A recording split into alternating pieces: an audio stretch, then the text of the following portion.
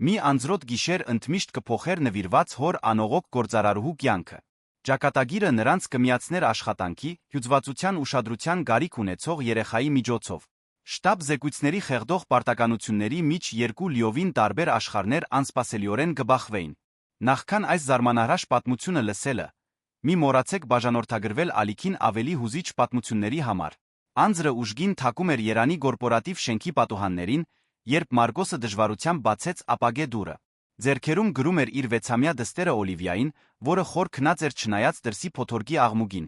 Աղջկա վարդագույն ուսապարկը ճոճվում էր հոր հոգնած քայլերի ռիթմին, ով հազիվ էր կարողանում աչքերը բաց պահել հերթական հյուծիչ օրվանից հետո։ Շենքն այդ ժամին գրեթե դատարկ էր։ Միայն մի քանի մաքրուհիներ նրա պես մի քանի նվիրված աշխատագիցներ դեռ մնում էին, այնտեղ պայքարելով անհնարին ժամկետների պահանջների դեմ, որոնք կարծես երբեք չէին ավարտվելու։ Մարգոսը զգուշորեն տեղավորեց Օլիվիային 20-րդ հարկի ընդունելության սրահի բազկաթոռներից մեկում ծածկելով նրան իր բաճկոնով, նախքան իր սեղանին մոտենալը։ Համակարգչի արջ թվերը կարծես պարում էին էկրանին։ Զեկույցը, որը պետք է պատրաստ լիներ հաջորդ առավոտյան,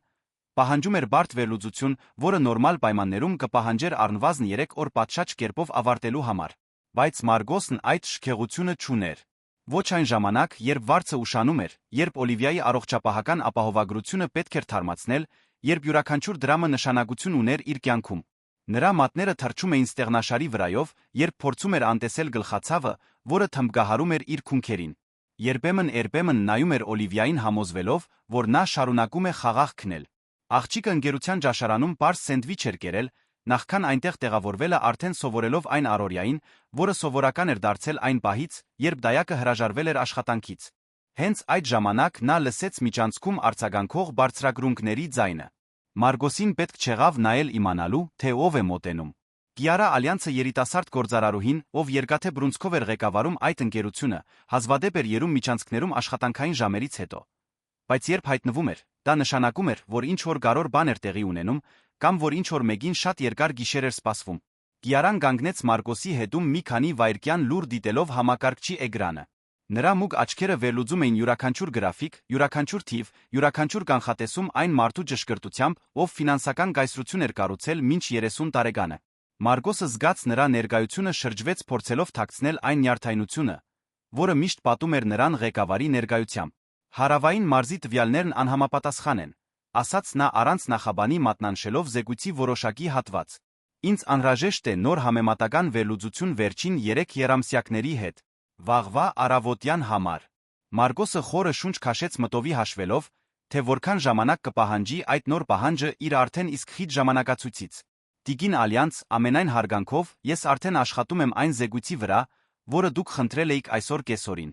Եթե ես ներառեմ այս նոր վերլուծությունը, ուրեմն ներառեք, կտրեց նա իր ձայնը պահելով սովորական սառը տոնը։ Ինձ չեն հետաքրքրում արդարացումները, Մարգոս։ Ինձ հետաքրքրում են արդյունքները։ Հենց այդ պահին Կիարան նկատեց մոտակա բազկաթոռում գծկված փոքրիկ կազմվածքը։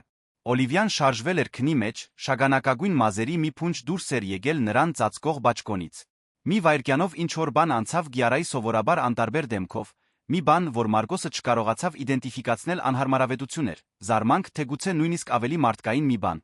Ձեր դուստրը, ասաց նա ավելի շատ որպես պնդում, քան հարց։ Այո, Տիգին։ Դայակը չկարողացավ մնալ այսօր, ես։ Մարգոսը սկսեց բացատրել, բայց Կիարան արդեն իր ուշադրությունը դարձրել էր համակարգչի էկրանին։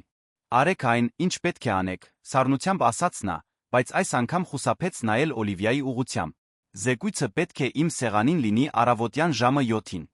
Մարգոսը գլխով արեց իմանալով, որ բողոքելն անօգուտ կլինի։ Նա հետեց Կիարային, երբ նա հեռացավ միջանցքով, նրա քայլերը արձագանքում էին մինչ ամբողջությամբ անհետանալը։ Այնուհետ նա իր ուշադրությունը դարձրեց համակարգչին իմանալով, որ երկար ու դժվար գիշեր է իրեն սպասվում։ Ժամերը ձգվում էին, մինչ Մարգոսն անխոնջ աշխատում էր։ Երբեմն Օլիվիան շարժվում էր քնի մեջ ինչ-որ անհասկանալի բան մրմնջալով, նախքան նորից երազների աշխարհում սուզվելը։ Նա զգում էր պատասխանատվության ծանրությունը իր էության յուրաքանչյուր թելիկում։ Դա պարզապես աշխատանք չէր, դա եկամտի միակ աղբյուրն էր, որը նա ուներ իր դստեր համար արժանապատիվ կյանք ապահովելու համար։ Երբ վերջապես ավարտեց զեկույցի առաջին տարբերակը, արդեն առավոտյան ժամը 2-ն անց էր։ Մարգոսը շփեց իր հոգնած աչքերը նայեց Օլիվիային, որը շարունակում էր խաղաղ քնել։ Վաղս մեկ դժվար օր կլիներ։ Նա պետք է գնար դպրոց, ինքը պետք է աշխատեր, ցիկլը կսկսվեր նորից։ Բայց ինչ որ բան փոխվել էր այդ գիշեր։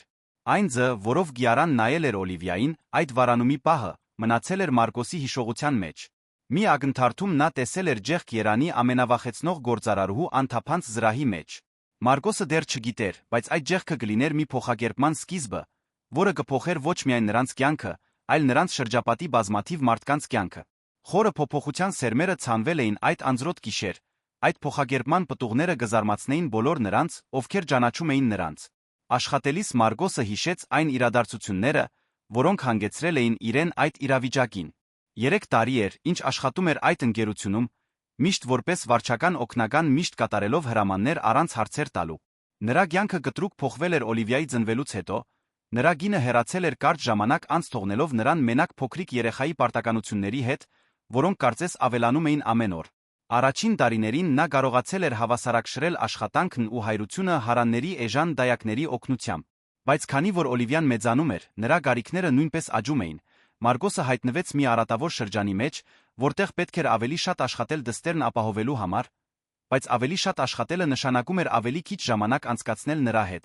Ընկերությունը միշտ էլ պահանջկոտ էր եղել, բայց Կիարա Ալյանսի 2 տարի առաջ գալով ամեն ինչ էքսպոնենցիալ կերպով ինտենսիվացել էր։ Նա ուներ համբավ, որը նրան նախորդում էր երիտասարդ, փայլուն անողոք։ Նա ստանձնել էր իր հանգուցյալ հոր ֆինանսական խորհրդատվական ընկերությունը ռեկորդային ժամկետում, այն վերածել Երանի ամենահաջողակ ընկերություններից մեկի։ Մարգոսը հիանում էր նրա մասնագիտական կարողություններով, բայց վախենում էր նրա սառնությունից։ 2 տարվա ընթացքում, երբ նա աշխատել էր նրա ղեկավարությամբ, հազվադեպ էր նրա հետ մի քանի բարից ավելի փոխանակել բացի աշխատանքային հրահանգներից։ Կիարան հայտնի էր իր արդյունավետությամբ, բայց նա աշխատագիտների անձնական հանգամանքների նկատմամբ կարեկցանքի ակնհայտ բացակայությամբ։ Այդ գիշեր, երբ թվերը պարում էին նրա էկրանին, իսկ Օլիվիան խաղաղ քնած էր կողքի բազկաթոռում, Մարգոսը չէր կարող պատկերացնել, որ Գիարան նույնպես անցնում էր իր ներքին կոնֆլիկտների միջով։ Նրա համար ընկերությունը ամեն ինչ էր, նրա ինքնությունը, նրա նպատակը, նրա վավերացումը։ Նա մեծացել էր տեսնելով, թե ինչպես է հայրը կառուցում այդ բիզնեսը, երբ նա անսպասելիորեն հեռացավ, ղեկավարությունը ստանձնելը ավելին էր, քան մասնագիտական ընտրություն։ Դա նրա հիշողությունը կենդանի պահելու միջոց էր, բայց հաջողությունը գին ուներ։ 29 տարեկանում Գիարան ամեն գիշեր մենակ էր իր շքեղ բնակարանում շրջապատված մասնագիտական ձեռքբերումներով, բայց դատարկ իսկական մարդկային կապերից։ Նա զոհաբերել էր հարաբերություններ, ընկերություններ պարզ երջանկության պահեր հավակնության զոհասեղանին։ Մարգոսին տեսնելը, որ նա ուշ էր աշխատում գողքին քնած երեխայի հետ, արթնացրել էր մի բան, որը նա կարծում էր, որ ընդմիշտ ճնշել էր խոցելի լինելու հիշողությունը, ինչ որ մեկի կարիքն ունենալու հիշողությունը։ Նա չկարողացավ ճշգրիտ սահմանել, թե ինչ զգաց այդ պահին, բայց դա բավականաչափ ուժեղ էր, որ նրան ստիպեց վարանել առաջին անգամ տարիների ընթացքում։ Ժամերի ընթացքում Մարգոսն ավարտեց զեկույցի առաջին տարբերակը, բայց գիտեր, որ առավոտյան դեռ պետք է ճշգրտումներ անի։ Նրա աչքերը ցավում էին հոգնածությունից, նա իր քունքերում զգում էր ծանոթ ճնշում, որը ցույց էր տալիս գլխացավի սկիզբը։ Նա նայեց Օլիվիային, որը խոր քնած էր, շուրթերին փոքրիկ ժպիտ հավանաբար ինչ-որ լավ բանի մասին երազելով։ Այդ պահին Մարգոսը որոշում կայացրեց, որը չգիտեր, որ կլինի փոխակերպող ճանապարհորդության առաջին քայլը։ Նա որոշեց, որ անկախ նրանից, թե ինչ կլինի ապագայում, երբեք աչքից չի գործնի այն, ինչն իսկապես կարևոր էր իր կյանքում։ Աշխատանքն անհրաժեշտ էր, բայց Օլիվիան էական էր։ Եվ գուցե, պարզապես գուցե, կար մի միջոց հավասարակշռելու երկուսն էլ առանց որե մեկը զոհաբերելու։ Մարգոսը չգիտեր, որ մի քանի հարկ վեր, Կիարան նույնպես որոշումներ էր կայացնում, որոնք կփոխեին նրանց կյանքի ընթացքը։ Իր գրասենյակում նստած նա նայում էր պատուհանից դեպի քնած քաղաքը մտածում, թե երբ էր վերջին անգամ, որ իսկապես ինչ-որ մեկի հետ խոսել էր աշխատանքից բացի այլ բանի մասին։ Երբ էր վերջին անգամ, որ ինչ-որ մեկը նրա գարիքն ուներ որպես անձ, ոչ թե որպես ղեկավար։ Օլիվիայի քնած պատկերը շարունակում էր վերադառնալ նրա մտքերում։ Դրա հետ մեկտեղ մի տարօրինակ զգացում, որը նա չէր կարողանում անվանել։ Կարծես ինչ-որ բան նրա ներսում արթնանում էր տարիների ձմեռումից հետո։ Մի բան, որը նա թաղել էր աղյուսակների հանդիպումների տակ, բայց որն այժմ պնդում էր, որ իրեն նկատի առնեն։ Այդ անձրոտ գիշերը կնշանավորեր մի դարաշրջանի ավարտը երկուսի համար էլ, չնայած նրանցից ոչ մեկը դեռ չգիտեր։ Փոփոխությունները կգային աստիճանաբար ալիքների պես, որոնք փոքր են սկսվում օվկիանոսում, աճում են մինչ ցունամի դառնալը, որոնք ամբողջությամբ փոխում են ափամերձ լանդշաֆտը։ Եվ այդ փոխակերպման կենտրոնում կլինեին երկու մարդիկ, որոնք կարծես ոչ մի ընդհանուր բան չունեին,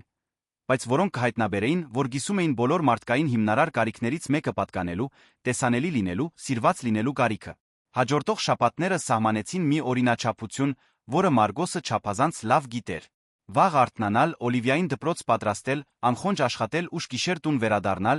միայն թե հաջորդ օրը ամեն ինչ կրկնելու համար։ Տարբերությունն այժմ այն էր, որ Գիարան սկսել էր նկատել նրա ներկայությունը այլ կերպ, դա պարտադիր չէր, որ լավ բան լիներ։ Մարգոս, ինձ անհրաժեշտ են միջազգային բաժնի զեկույցները մինչ կեսօր, ասաց Կիարան հաջորդ առավոտյան հայտնվելով նրա սեղանի մոտ անսպասելի փոթորկի պես։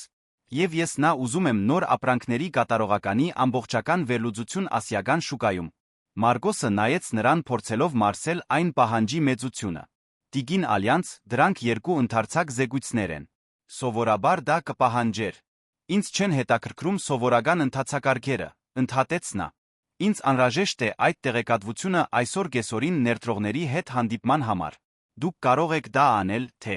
ինձ պետք է մեկ ուրիշ գտնել, ով կարող է։ Քողարկված սպառնալիքը կախված էր օդում մութ ամպի պես։ Մարգոսը գլխով արեց իմանալով, որ ընտրություն չունի։ Նա հետեց Կիարային, երբ նա հեռացավ նկատելով, թե ինչպես էր նա խուսափում նայել սենյակի այն անկյունը,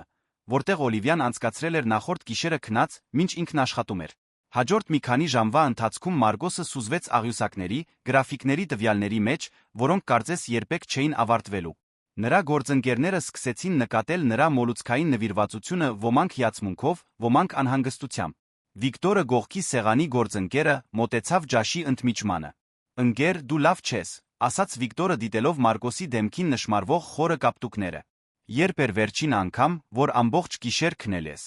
Մարգոսը դառնորեն ծիծաղեց աչքերը չկտրելով էկրանից։ «Քունը շքեղություն է, Վիկտոր։ Ես հաշիվներ ունեմ վճարելու։ Բոլորն էլ ունեն, բայց դա չի նշանակում, որ պետք է քեզ սպանես աշխատելով», պատասխանեց Վիկտորը։ «Գիարան քեզ հետ վերջերս շատ է խստանում։ Բոլորը նկատում են»։ Դա ճիշտ էր։ Վերջին օրերին Գիարան անհամաչափ քանակությամբ առաջադրանքներ էր ուղղել Մարգոսին։ Նախագծեր, որոնք սովորաբար կբաշխվեին ամբողջ թիմի միջ, բացառապես հասնում էին նրա սեղանին միշտ անհնարին ժամկետներով պահանջներով, որոնք կարծես աճում էին ամեն օր։ Մարգոսը չգիտեր, որ Գիարան պայքարում էր մի բանի դեմ, որը ինքն իսկ չէր կարողանում հասկանալ։ Այն գիշերվանից, երբ նա տեսել էր Օլիվիային քնած բազկաթոռում, ինչ-որ բան շարժվել էր նրա ներսում, մի բան, որը նա հուսահատորեն փորձում էր ճնշել։ Ամեն անգամ, երբ նրան գարոր աշխատանք էր պետք, նա բնազդաբար Մարգոսին էր փնտրում,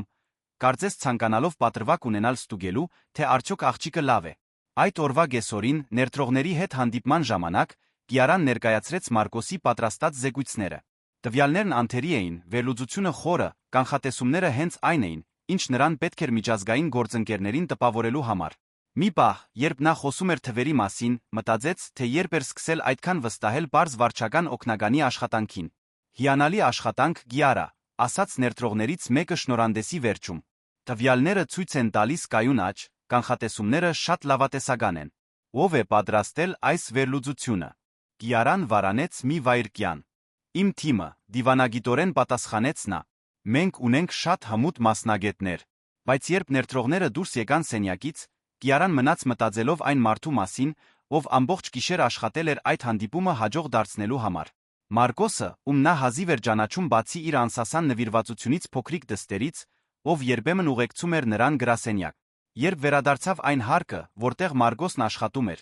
Կիարան նրան գտավ դեռ համակարգչի վրա խոնարհված։ Նա աշխատում էր մեկ այլ նախագծի վրա միշտ կանխատեսելով հաջորդ պահանջները։ Օլիվիան նստած էր հատակին նրա սեղանի գողքին հին դետրում նկարելով, մինչ պարզ սենդվիչ էր ուտում։ «Հայրիկ, կարող եմ զուգարան գնալ», հարցրեց աղջիկը նայելով Մարգոսին մեծ արտահայտիչ աչքերով։ «Իհարկե, սիրելիս։ Հիշում ես, թե որտեղ է», պատասխանեց Մարգոսը ընդհատելով իր աշխատանքը ժամեր անց առաջին անգամ։ «Այո, այն միջանցքում է», ուրախությամբ ցատկեց Օլիվիան։ Կիարան հեռվից դիտում էր փոխազդեցությունը նկատելով քնքշությունը Մարգոսի ձայնում այն, թե ինչպես էին նրա աչքերը փափկում, երբ նայում էր դստերը։ Դա նրա մի կողմն էր, որին նա երբեք ուշադրություն չէր դարձրել նախկինում, շատ տարբեր այն արդյունավետ մի փոքր լարված մասնագետից, ում նա ճանաչում էր։ Երբ Օլիվիան անցավ նրա կողքով միջանցքում, աղջիկը կանգնեց ամաչկոտ ժպտաց։ «Բար, տիկին», ասաց նա 6-ամյա երեխայի տիպիկ անմեղությամբ։ «Բար», պատասխանեց Կիարան զարմացած աղջկա ուղիղ մոտեցումից։ «Դու Օլիվիան ես, չէ»։ «Այո»։ «Եվ դուք իմ հայրիկի ղեկավարն եք», բնականաբար պատասխանեց Օլիվիան։ Նա ասում է, որ դուք շատ կարևոր եք։ Կիարան մի պահ անպատասխան մնաց։ Նա սովոր չէր երեխաների հետ շփվելուն, Օլիվիայի անգեղծությունը նրան լիովին զինաթափեց։ Նա իմ մասին է խոսում։ Երբեմն, ասաց Օլիվիան ոտքից ոտքի տեղափոխվելով։ Նա ասում է, որ դուք շատ եք աշխատում, ինչպես ինքը։ Բայց ես կարծում եմ, որ բոլորը պետք է մի փոքր էլ խաղան։ Այդ դիտարկման բարձությունը Կիարային հարվածեց այնպես, ինչպես նա չէր սպասում։ 6-ամյա երեխան ամփոփել էր մի ճշմարտություն, որը նա վաղուց էր մոռացել, որ կյանքը չպետք է միայն աշխատանքի մասին լինի։ Դա հետաքրքիր դիտարկում է, կարողացավ ասել Կիարան փորձելով պահպանել իր հանգստությունը։ Դուք երեխաներ ունեք, հարցրեց Օլիվիան երեխաներին բնորոշ հետաքրքրասիրությամբ։ Ոչ, պատասխանեց Կիարան տարօրինակ կերպով խոցելի զգալով այդ պարզ հարցի առջ։ Ահ, ցավալի է։ Դուք լավն եք թվում, ասաց Օլիվիան, նախքան զուգարան գնալը։ Կիարան մի քանի րոպե կանգնած մնաց միջանցքում, երբ Օլիվիան հեռացավ տեսադաշտից։ Աղջկա խոսքերը արձագանքում էին նրա մտքում դուք լավն եք թվում։ Երբ էր վերջին անգամ, որ ինչ-որ մեկը նրան այդպես էր նկարագրել։ Երբ էր վերջին անգամ, որ ինչ-որ մեկը նրան տեսել էր որպես պահանջկոտ ղեկավարից կամ անողոք գործարարուց բացի այլ բան։ Վերադառնալով իր գրասենյակ Կիարան փորձեց կենտրոնանալ իր մուտքի արկղում կուտակված էլեկտրոնային նամակների վրա, բայց նրա աչքերը անընդհատ շեղվում էին դեպի պատուհանը, որը նայում էր Մարկոսի հարկին։ Նա կարող էր տեսնել նրան աշխատելիս, Օլիվիան այժմ քնած էր նրա գողքի աթոռին ծածկված հոր բաճկոնով։ Առաջին անգամ տարիների ընթացքում Կիարան կասկածի տակ դրեց իր սեփական գործողությունները։ Արդյոք անհրաժեշտ էր Մարկոսին այդպես ծանրաբեռնել։ Արդյոք արդար էր պահանջել, որ նա մինչ ուշ գիշեր աշխատեր, երբ փոքր երեխա ուներ խնամելու։ Այս հարցերը նրան անհանգստացնում էին, քանի որ նա երբեք նախկինում չէր անհանգստացել իր աշխատագիտների անձնական կյանքի համար, բայց ինչ որ բան փոխվել էր։ Եվ այդ փոփոխությունը նրան ավելի էր վախեցնում, քան նա ուզում էր խոստովանել։ Հաջորդ օրերին Մարկոսը նկատեց Կիարայի վարքագծի նուրբ, բայց զգալի տարբերություն։ Նա դեռ պահանջկոտ էր, դեռ պահպանում էր իր բարձր չափանիշները, բայց կային պահեր, երբ նա կարծես վարանում էր, նախքան նրան նոր առաջադրանք տալը, կարծես ինչ-որ բան էր կշռում իր մտքում։ Մի առավոտ Վիկտորը մեկնաբանեց այդ դիտարկումները սուրճի ընդմիջմանը։ Դու նկատել ես, որ Կիարան վերջերս տարբեր է եղել։ Ինչպես տարբեր, հարցրեց Մարկոսը, չնայած ինքն էլ էր նկատել որոշ փոփոխություններ։ Չգիտեմ, թե ինչպես բացատրեմ։ Ավելի քիչ ինտենսիվ, գուցե։ Երեկ նա հարցրեց Ագնեսին, թե արդյոք իր երեխաները լավ են, երբ իմացավ, որ նրանցից մեկը տենտ ունի։ Կիարան երբեք ընտանիքի մասին չի հարցնում։ Մարկոսը մտածեց այդ մասին։ Ճիշտ էր, որ նա նկատել էր մարդկայնության փոքրիկ պահեր, որոնք դուրս էին գալիս Կիարայի մասնագիտական դիմակից։ Մի շնորհակալություն այստեղ ու այնտեղ, երբեմն հարց ինչպես է նա, փոքրիկ ժեստեր, որոնք նախկինում գոյություն չունեին։ Մարկոսը չգիտեր, որ Կիարան պայքարում էր ներքին փոխակերպման դեմ, որը նա ամբողջությամբ չէր հասկանում։ Ամեն գիշեր, վերադառնալով իր դատարկ բնակարան, նա հայտնաբերում էր, որ մտածում է այն տեսարանի մասին, որին ականատես էր եղել նվիրված հայրը անխոնջ աշխատում էր խնամելով իր փոքրիկ դստերը։ Դա զոհաբերության սիրո պատկեր էր, որը կտրուկ հակադրվում էր իր սեփական միայն աշխատանքին կենտրոնացած կյանքին։ Կիարան մեծացել էր մի միջավայրում, որտեղ հույզերը դիտվում էին որպես թուլություններ, իսկ անձնական հարաբերությունները որպես շեղումներ։ Նրա հայրը, չնայած սիրող էր, աշխատամոլ էր, ով հավատում էր, որ մասնագիտական հաջողությունը արժեք ցույց տալու միակ վավերձն է։ Նա ներքնայնացրել էր այդ փիլիսոփայությունը կառուցել իր ամբողջ ինքնությունը դրա շուրջ։ Բայց Մարկոսին Օլիվիային տեսնելը կասկածի սերմ էր ցանել, որն աճում էր ամեն օր։ Արդյոք նա գործրել էր ինչ-որ կարևոր բան իր հաջողության որոնումներում։ Արդյոք այն հուզական մեկուսացումը, որը նա մշակել էր, իսկապես անհրաժեշտ էր արդյունավետ ղեկավար լինելու համար։ Այս մտքերը նրան անհանգստացնում էին, քանի որ դրանք մարտահրավեր էին նետում այն ամենին, ինչին նա հավատացել էր իր մասին այն մասին, թե ինչ էր նշանակում հաջողակ լինել։ Եվ որքան շատ էր փորձում ջնշել դրանք, այնքան շատ էին դրանք պնդում իրենց մասին, հատկապես այն լուր պահերին, երբ նա մենակ էր։ Մի կեսօր, անցնելով այն հարկով, որտեղ Մարկոսն աշխատում էր, Կիարան տեսավ նրան օգնելով Օլիվիային իր տնային աշխատանքի հետ համակարգչի կողքի սեղանին։ Աղջիկը փորձում էր մաթեմատիկական խնդիր լուծել։ Մարկոսը համբերատար բացատրում էր օգտագործելով գրասենյակի փոքրիկ առարկաներ դասը ավելի տեսանելի հասկանալի դարձնելու համար։ Այսպիսով, եթե ես ունեմ 5 մատիտ 2-ը տալիս եմ իմ ընկերուհուն, քանիսը կմնան, հարցրեց Մարկոսը սեղանին դասավորելով մատիտները։ 3-ը, ուրախությամբ պատասխանեց Օլիվիան։ Մաթեմատիկան հեշտ է, երբ դու ես բացատրում, հայրիկ։ Դու շատ խելացի ես, իմ արքայադուստր։ Հայրիկից դել խելացի։ Կիարան հեռվից դիտում էր այս փոխազդեցությունը զգալով մի բան, որը չէր կարողանում իդենտիֆիկացնել։ Արդյոք դա հիացմունք էր Մարգոսի համբերատարության նկատմամբ, կարոտախտ մի բանի նկատմամբ, որը երբեք չէր զգացել, կամ գուցե նախանց այն մաքուր անպայման կապի նկատմամբ, որին նա ականատես էր լինում։ Այդ գիշեր, մենակ իր բնակարանում, Կիարան փորձեց հիշել, թե երբ էր վերջին անգամ, որ ինչ-որ մեկը նրա նկատմամբ այդքան քնքշություն էր ցուցաբերել, որքան Մարգոսը ցուցաբերում էր Օլիվիայի նկատմամբ ամեն օր։ Նա փորձեց հիշել, թե երբ էր վերջին անգամ, որ ինչ-որ մեկը իսկապես մտահոգված էր իր բարեկեցությամբ բացի մասնագիտական հարցերից։ Այդ հարցի պատասխանը նրան խորապես անհանգստացրեց, նա չէր կարողանում հիշել։ Նրա ռոմանտիկ հարաբերությունները միշտ մագերեսային էին եղել, հիմնված փոխադարձ հարմարավետության կամ մասնագիտական շահերի վրա։ Նրա քիչ ընկերները իրականում բիզնես կոնտակտներ էին։ Նույնիսկ նրա հարաբերությունները ընտանիքի հետ դարձել էին պաշտոնական հեռավոր հոր հեռանալուց հետո։ Առաջին անգամ տարիների ընթացքում Կիարան կասկածի տակ դրեց, թե արդյոք հաջողության համար վճարած կինն իսկապես արժեր։ Եվ այդ հարցը կդառնար այն փոփոխությունների կատալիզատորը, որոնք նա նույնիսկ չէր պատկերացնում, որ հնարավոր էին։ Մինչդեռ Մարգոսը շարունակում էր իր հյուծիչ առօրյան չիմանալով, որ իր հայրական նվիրվածության փոքրիկ ժեստերը լուր հեղափոխություն էին առաջացնում այն կնոջ սրտում, ում նա համարում էր անհասանելի։ Օլիվիայի հետ քնքշության յուրաքանչյուր պահ, յուրաքանչյուր զոհաբերություն, որ նա անում էր նրա համար, յուրաքանչյուր ցուցադրություն, որ սերը ավելի կարևոր էր, քան մասնագիտական հաջողությունը, դանդաղորեն հալեցնում էր հուզական պաշտպանության տարիներ, որոնք Կիարան կառուցել էր իր շուրջը։ Փոխագերբումը դանդաղ էր գրեթե աննկատ, բայց այն դեղի էր ունենում։ Եվ Մարգոսը Կիարան պատրաստվում էին հայտնաբերել, որ կյանքի ամենամեծ փոփոխությունները հաճախ սկսվում են մարդկայնության ամենափոքր ընդհանուր պահերից։ Դա հինգշաբթի սովորական առավոտ էր, երբ Մարգոսը հայտնաբերեց այն սխալը, որը կարող էր միլիոններ արժենալ ընկերությանը։ Երամսյակային հանդիպման համար ֆինանսական փաստաթղթերը վերանայելիս նրա մարզված աչքերը նկատեցին ներդրումային թվերի անհամապատասխանություն, որն անկատ էր մնացել բոլորի, ներառյալ Կիարայի կողմից։ Տեխնոարմ տեխնոլոգիական ընկերության հետ կնքված պայմանագիրը պարունակում էր արժույթի փոխարկման կետ, որը սխալ էր հաշվարկվել։ Սխալը զգալի գորուստ կառաջացներ, եթե այն չուղղվեր նախքան վերջնական ստորագրումը, որը նշանակված էր այդ օրվա կեսօրին։ Մարգոսը 3 անգամ ստուգեց թվերը, դիտարկեց փոխարժեքների պատմական տվյալները, հաստատեց իր կասկածները։ Նրա առաջին արձագանքը անմիջապես Կիարային փնտրելն էր, բայց նա կարևոր տեսակոնֆերանս ուներ Դուբայից գործընկերների հետ։ Մարգոսը նայեց ժամացույցին, հասկացավ, որ ժամանակ չկա գործնելու։ Ստորագրման հանդիպումը տեղի կունենար 4 ժամից, ցանկացած ուշացում կարող էր փչացնել ամիսների բանակցությունները։ Առանց վարանելու, Մարգոսը սուզվեց հաշվարկների մեջ։ Նա նորից կատարեց ամբողջ ֆինանսական վերլուծությունը, ճշգրտեց կանխատեսումները, պատրաստեց պայմանագրի նոր տարբերակը ճիշտ արժեքներով։ Նրա մատները թռչում էին ստեղնաշարի վրայով, մինչ Օլիվիան լուր խաղում էր նրա գողքին, սովորելով հորը տեսնել ինտենսիվ կենտրոնացման վիճակում։ Հայրիկ, դու լավ ես։ Ձեռքերդ դողում են, նկատեց Օլիվիան վեր նայելով իր նկարներից։ Մարգոսը մի պահ կանգ առավ, նայեց իր ձեռքերին։ Ճիշտ էր, թեթ դող էր առաջացել նրա մատներում, ծայրահեղ հոգնածության մշտական լարվածության արդյունք։ Լավ եմ, սիրելիս։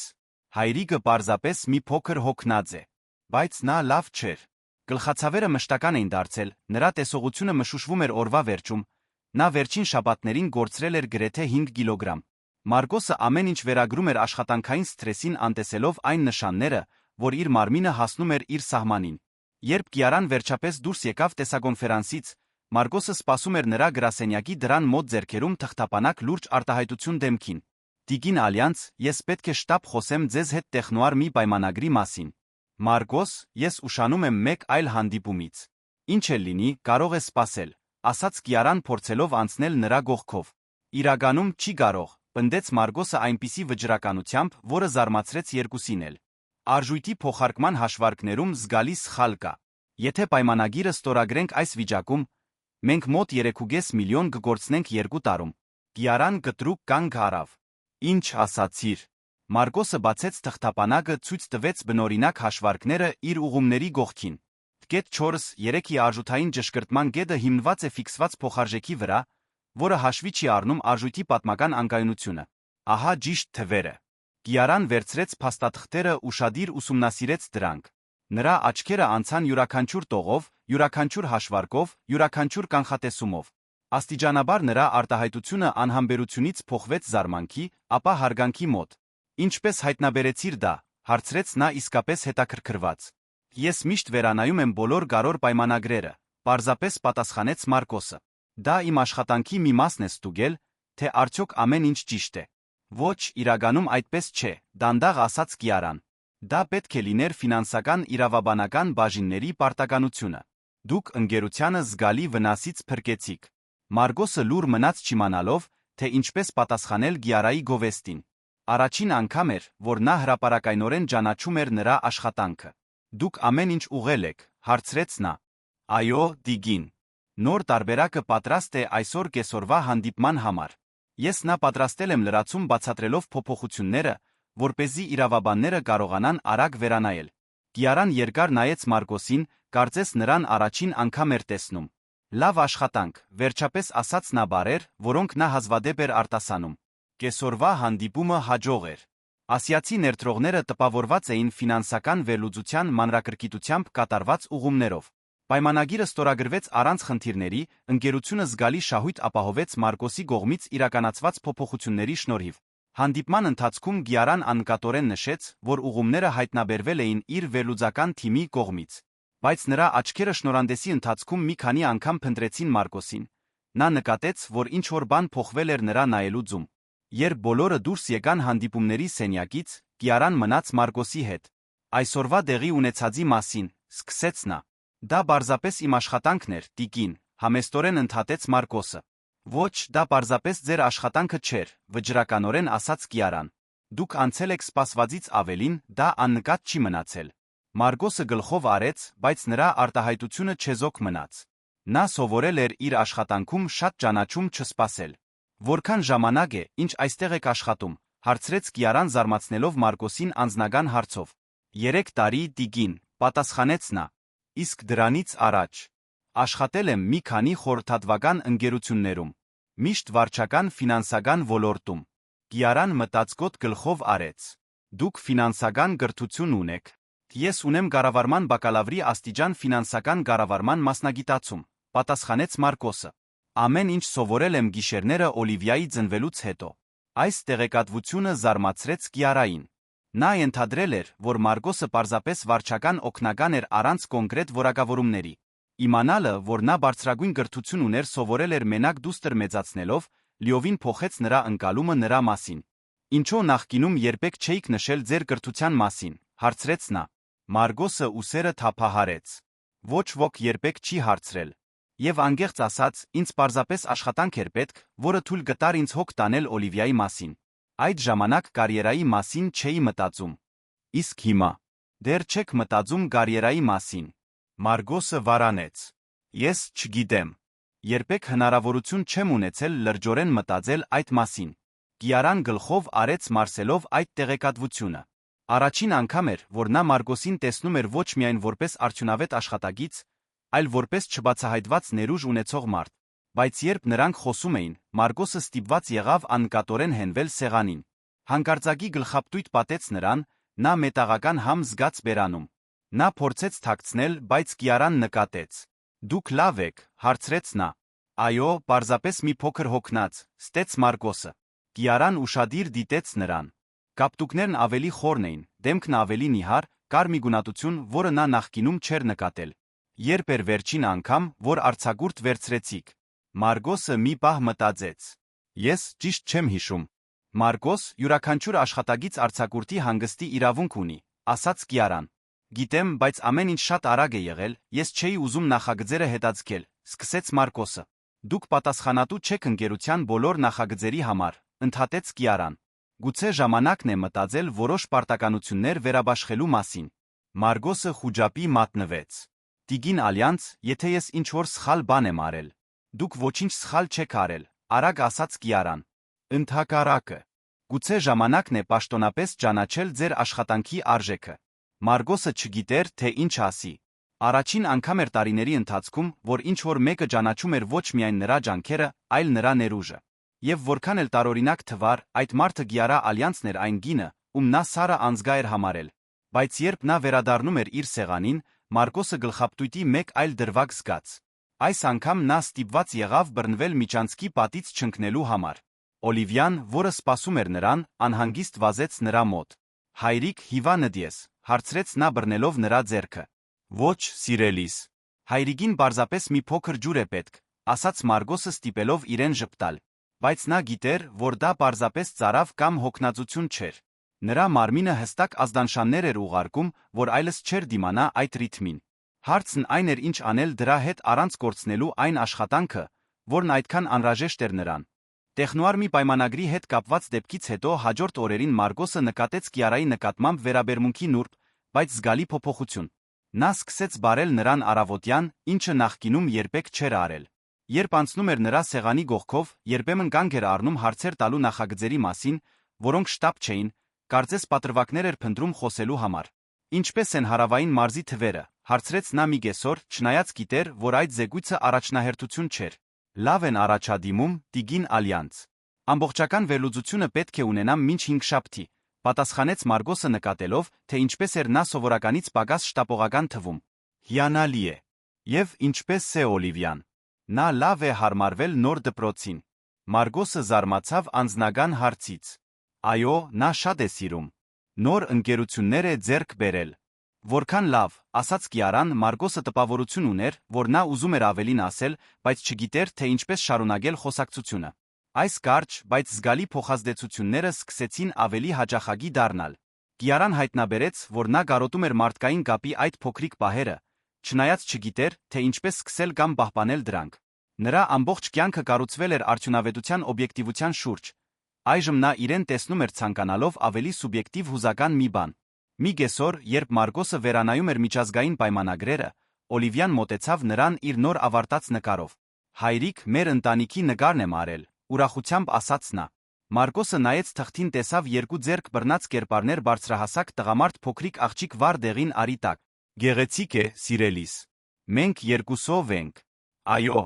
Դուք ես երջանիկ ընտանիք ենք, ասաց Օլիվիան գրգելով հորը։ Կիարան, որն այդ պահին անցնում էր միջանցքով, լսեց խոսակցությունը անկամորեն կանգ առավ։ Կիսաբաց դռնից նա կարող էր տեսնել տեսարանը, Մարգոսը գրկում էր Օլիվիային անսահման քնքշությամբ, երկուսն էլ ժպտում էին հիանալով նկարով։ Դա պարզ իսկական երջանկության պատկեր էր, որը նրան խորապես հուզեց։ Բայց հենց այդ ժամանակ Օլիվիան մի դիտարկում արեց, որը Կիարայի սիրտը հատեց նետի պես։ Հայրիկ, կարծում եք, որ մի օր մեր ընտանիքը կարող է մեծանալ։ Օրինակ, եթե դուք լավ մեկին գտնեք իմ մայրը լինելու համար։ Մարգոսը մի պահ լուռ մնաց ակնհայտորեն հուզված հարցից։ Չգիտեմ, սիրելիս։ Բայց եթե դա մի օր տեղի ունենա, դա կլինի ինչ-որ շատ հատուկ մեկի հետ, ով քեզ կսիրի այնքան, որքան ես եմ սիրում։ Ես կցանկանայի դա, մտածկոտ ասաց Օլիվիան։ Լավ կլիներ, եթե ավելի շատ մարդ լիներ մեր գրկախառնությունների մեջ։ Կիարան արագ հեռացավ զգալով, որ անսպասելի արդյունքներ են այրում իր աչքերը։ Այդ խոսակցությունը դիպել էր նրա ներսում խորը մի բանի պատկանելու գարիքի, որը նա նույնիսկ չգիտեր, որ ուներ։ Ավելի մեծ բանի մաս լինելու, ընտրված սիրված լինելու, ընտանիքի մաս լինելու գաղափարը միաժամանակ սարսափելի էր հրաշալի։ Այդ գիշեր Կիարան դժվարությամբ քնեց։ Նա շարունակում էր մտածել Օլիվիայի խոսքերի մասին, ընտանիքը մեծացնելու, Մարգոսի քնքուշ պատասխանի մասին, հատուկ մեկին գտնելու մասին։ Արդյոք հնարավոր կլիներ նրա նման մեկի համար, ով իր ամբողջ կյանքը կառուցել էր վերահսկողության հուզական հեռավորության շուրջ, տեղ գտնել անպայման սիրո այդ տեսակի մեջ։ Մինչդեռ Մարգոսը նույնպես մտածում էր Օլիվիայի հետ խոսակցության մասին։ Տարիներ շարունակ նա լրջորեն չէր մտածել ռոմանտիկ հարաբերությունների մասին։ Նրա ամբողջ էներգիան կենտրոնացած էր գոյատելու դստեր մասին հոգ տանելու վրա։ Բայց վերջերս, հատկապես այն պահից, երբ Կիարան սկսել էր ավելի մարդկային կողմ ցուցաբերել, նա իրեն բռնացրեց պատկերացնելով, թե ինչպես կլիներ ունենալ մեկին, ում հետ կիսել ոչ միայն կյանքի պարտականությունները, այլ իր փոքրիկ ուրախության պահերը։ Այնուամենայնիվ, նրա ֆիզիկական վիճակը շարունակում էր վատթարանալ։ Ձեռքերի դողերն ավելի հաճախակի էին դարձել, գլխացավերը մշտական էին։ Նա զարգացրել էր քրոնիկ անկնություն, որն էլ ավելի էր հյուծում նրան։ Հանդիպումների ժամանակ երբեմն ստիպված էր անկատորեն հենվել սեղանին իր թուլությունը չցուցադրելու համար։ Վիկտորը առաջինն էր, ով անմիջապես մեկնաբանեց նրա արտաքինը։ Մարգոս, երբ էր վերջին անգամ, որ բժշկի մոտ ես եղել։ Դու լավ տեսք չունես։ Լավ եմ, պնդեց Մարգոսը, չնայած գիտեր, որ դա ճիշտ չէր։ Ընկեր, դու ակնհայտորեն նիհարել ես, ունես կապտուկներ, որոնք անցքերի պես են թվում, հենց հիմա ձեռքերդ դողում են։ Դա լավ չէ։ Մարգոսը նայեց իր ձեռքերին, տեսավ, որ Վիկտորը ճիշտ էր։ Դողն ավելի արտահայտված էր, քան նա նկատել էր։ Ինձ պարզապես արձակուրդ է պետք, ասաց նա, փորձելով նվազագույնի հասցնել իրավիճակը։ Երբ էր վերջին անգամ, որ արձակուրդ վերցրեցիք։ Մարգոսը փորձեց հիշել, բայց չկարողացավ։ Օլիվիայի ծնվելուց ի վեր նա մի քանի օրից ավելի արձակուրդ չէր վերցրել, սովորաբար, երբ նա հիվանդ էր։ Հենց այդպես, ասաց Վիկտորը ճիշտ մեկնաբանելով նրա լռությունը։ Դու պետք է հոգ տանես քո մասին, ընկեր։ Օլիվիային պետք է, որ դու առողջ լինես։ Այս դիտարկումը Մարգոսին լիովին հարվածեց։ Նա այնքան էր անհանգստացած Օլիվիային ֆինանսապես ապահովելով, որ ամբողջությամբ անտեսել էր իր սեփական առողջությունը։ Իսկ եթե իր հետ ինչ-որ բան պատահեր, ինչ կպատահեր իր դստեր հետ։ Բայց նույնիսկ այս մտահոգություններն աճում էին նրա մտքում։ Մարգոսը չէր կարողանում պատկերացնել, թե ինչպես դադարել։ Հաշիվները կշարունակեին գալ, Օլիվիան կշարունակեր խնամքի կարիք ունենալ, նա ամեն ինչ էր, ինչ նա ուներ աշխարհում։ Այդ պատասխանատվության ծանրությունը կարծես բառացիորեն սպառում էր նրա մարմինը, բայց նա այլընտրանք չէր տեսնում։ Նա չգիտեր, որ ինչ-որ մեկը դիտում էր նրա վատթարացումը աջող անհանգստությամբ, որ այդ մարդը պատրաստվում էր քայլեր ձեռնարկել, որոնք կփոխեին ամեն ինչ երկուսի համար էլ։ Վճռական պահը եկավ ուրբաթ օրը, երբ Կիարան հայտնվեց Մարգոսի սեղանի մոտ մեկ շտապ պահանջով։ Այս անգամ նա ուզում էր շուկայի ամբողջական վերլուծություն հանգստյան օրերին, ներառյալ կանխատեսումներ, որոնք կպահանջեին լայնածավալ հետազոտություն բարդ տվյալների մոդելավորում։ Մարգոս, ինձ անհրաժեշտ է, որ դուք երկուշաբթի առավոտյան մինչ շուտ պատրաստեք մանրամասն զեկույց լիբանանյան շուկայում սպառման միտումների մասին, ասաց Կիարան նրա սեղանին դնելով մի գույտ փաստաթղթեր։ Տվյալները պետք է ներառեն ժողովրդագրական վերլուծություն, գնումների վարքագիծ կանխատեսումներ հաջորդ 5 տարվա համար։ Մարգոսը նայեց փաստաթղթերին, ապա Օլիվիային, որը նստած էր իր գողքին դասավորելով իր մատիտները։ Ուրբաթ կեսօր էր, նա խոստացել էր դստերը, որ հանգստյան օրերը միասին կանցկացնեն։ Շաբաթներ էր, ինչ նա չէր կատարել նման խոստում։ Տիկին Ալյանց, զգուշորեն սկսեց Մարգոսը, այս տեսակի վերլուծությունը սովորաբար մեր հետազոտական թիմին մեկ ամբողջ շաբաթ է պահանջում։ Իսկ վաղը շաբաթ է։ Ես տեղյակ եմ, որ հանգստյան օր է, սառնությամբ ասաց Կիարան։ Բայց երկուշաբթի կարոր հանդիպում ունենք, մեզ անհրաժեշտ են այդ տվյալները։ Մարգոսը խորը շունչ քաշեց։ Նրա գլուխը բաբախում էր, ձեռքերը թեթագի դողում էին, նա զգում էր, որ հասել է իր ուժերի սահմանին։ Բայց դրանից ավելի կարևոր էր այն, որ նա խոստացել էր Օլիվիային, որ շաբաթ օրը նրան կտանի դպրոցական փառատոնին, մի բան, որին նա շաբաթներ էր սպասում։ Ես չեմ կարող դա անել, ասաց Մարգոսը իր սեփական ձայնը զարմացնելով նրան։ Կիարան գանգ արավ միջանցքի մեջտեղում դանդաղ շրջվեց։ Ինչ ես ուզում ասել, չես կարող։ Ես խոստացել եմ իմ դստերը, որ հանգստյան օրերը միասին կանցկացնենք։ Վաղը նա փառատոն ունի դպրոցում, ես արդեն չեղարկել եմ նրա հետ շատ պայմանավորվածություններ վերջերս։ Հաջորդած լռությունը խլացուցիչ էր։ Մոտակա այլ աշխատագիցներ անկատորեն գանգ առան տեսարանը դիտելու համար իմանալով, որ ոչ ոք երբեք չէր ասել ոչ Կիարա Ալյանցին։ Մարգոս, դուք տեղյակ եք, որ ձեր աշխատավարձը կախված է ընկերության պահանջները բավարարելու ձեր պատրաստակամությունից, ասաց Կիարան իր ձայնը վտանգավոր հանգիստ պահելով։ Այո, պատասխանեց Մարգոսը զարմացնելով իրեն իր վճռականությամբ։ Բայց ես նա տեղյակ եմ, որ հայր եմ, նախքան աշխատագիծ լինելը։ Օլիվիան ինձ պետք է, ես նրան այլս չեմ հիասթափեցնի։ Կիարան երկար լուր մնաց ուսումնասիրելով Մարգոսի վճռական դեմքը։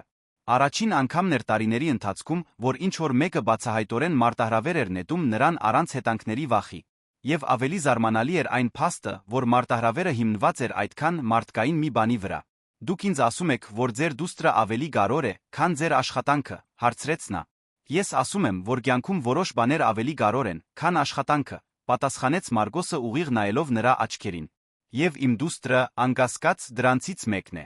Օլիվիան, որը լսել էր խոսակցությունը, նյարդայնորեն նայեց հոր Կիարայի միջ։ Հայրիկ քեզ աշխատանքից կհեռացնեն, հարցրեց երեխաների դաժան անմեղությամբ։ Մարգոսը ձնկի իջավ դստեր գողքին։ Չգիտեմ, սիրելիս, բայց անկախ նրանից, թե ինչ կպատահի, վաղը քո փառատոնին կլինեմ։ Խոստանում եմ։ Կիարան դիտեց հոր դստեր փոխազդեցությունը տեսնելով, թե ինչպես էին Մարգոսի աչքերը փափկում, երբ նա խոսում էր Օլիվիայի հետ, այն ձը, որով աղջիկը լիովին վստահում էր նրան։ Դա մի բան էր, որը նա երբեք չէր զգացել մաքուր անպայման կապ։ Երկուշաբթի առավոտյան առաջին ժամին իմ գրասենյակում, վերջապես ասաց Կիարան նախքան հեռանալը։ Մարգոսը կանգնած մնաց իմանալով, որ հավանաբար հենց նոր գործրել էր իր աշխատանքը։ Բայց երբ նա նայեց Օլիվիայի պայծառ ժպիտին, գիտեր, որ ճիշտ որոշում էր կայացրել։ Հանգստյան օրերը Մարգոսի Օլիվիայի անցկացրած լավագույններից էին վերջին ամիսներին։ Դպրոցական փառատոնում նա ներկայացրեց մի ներկայացում անտառային կենդանիների մասին։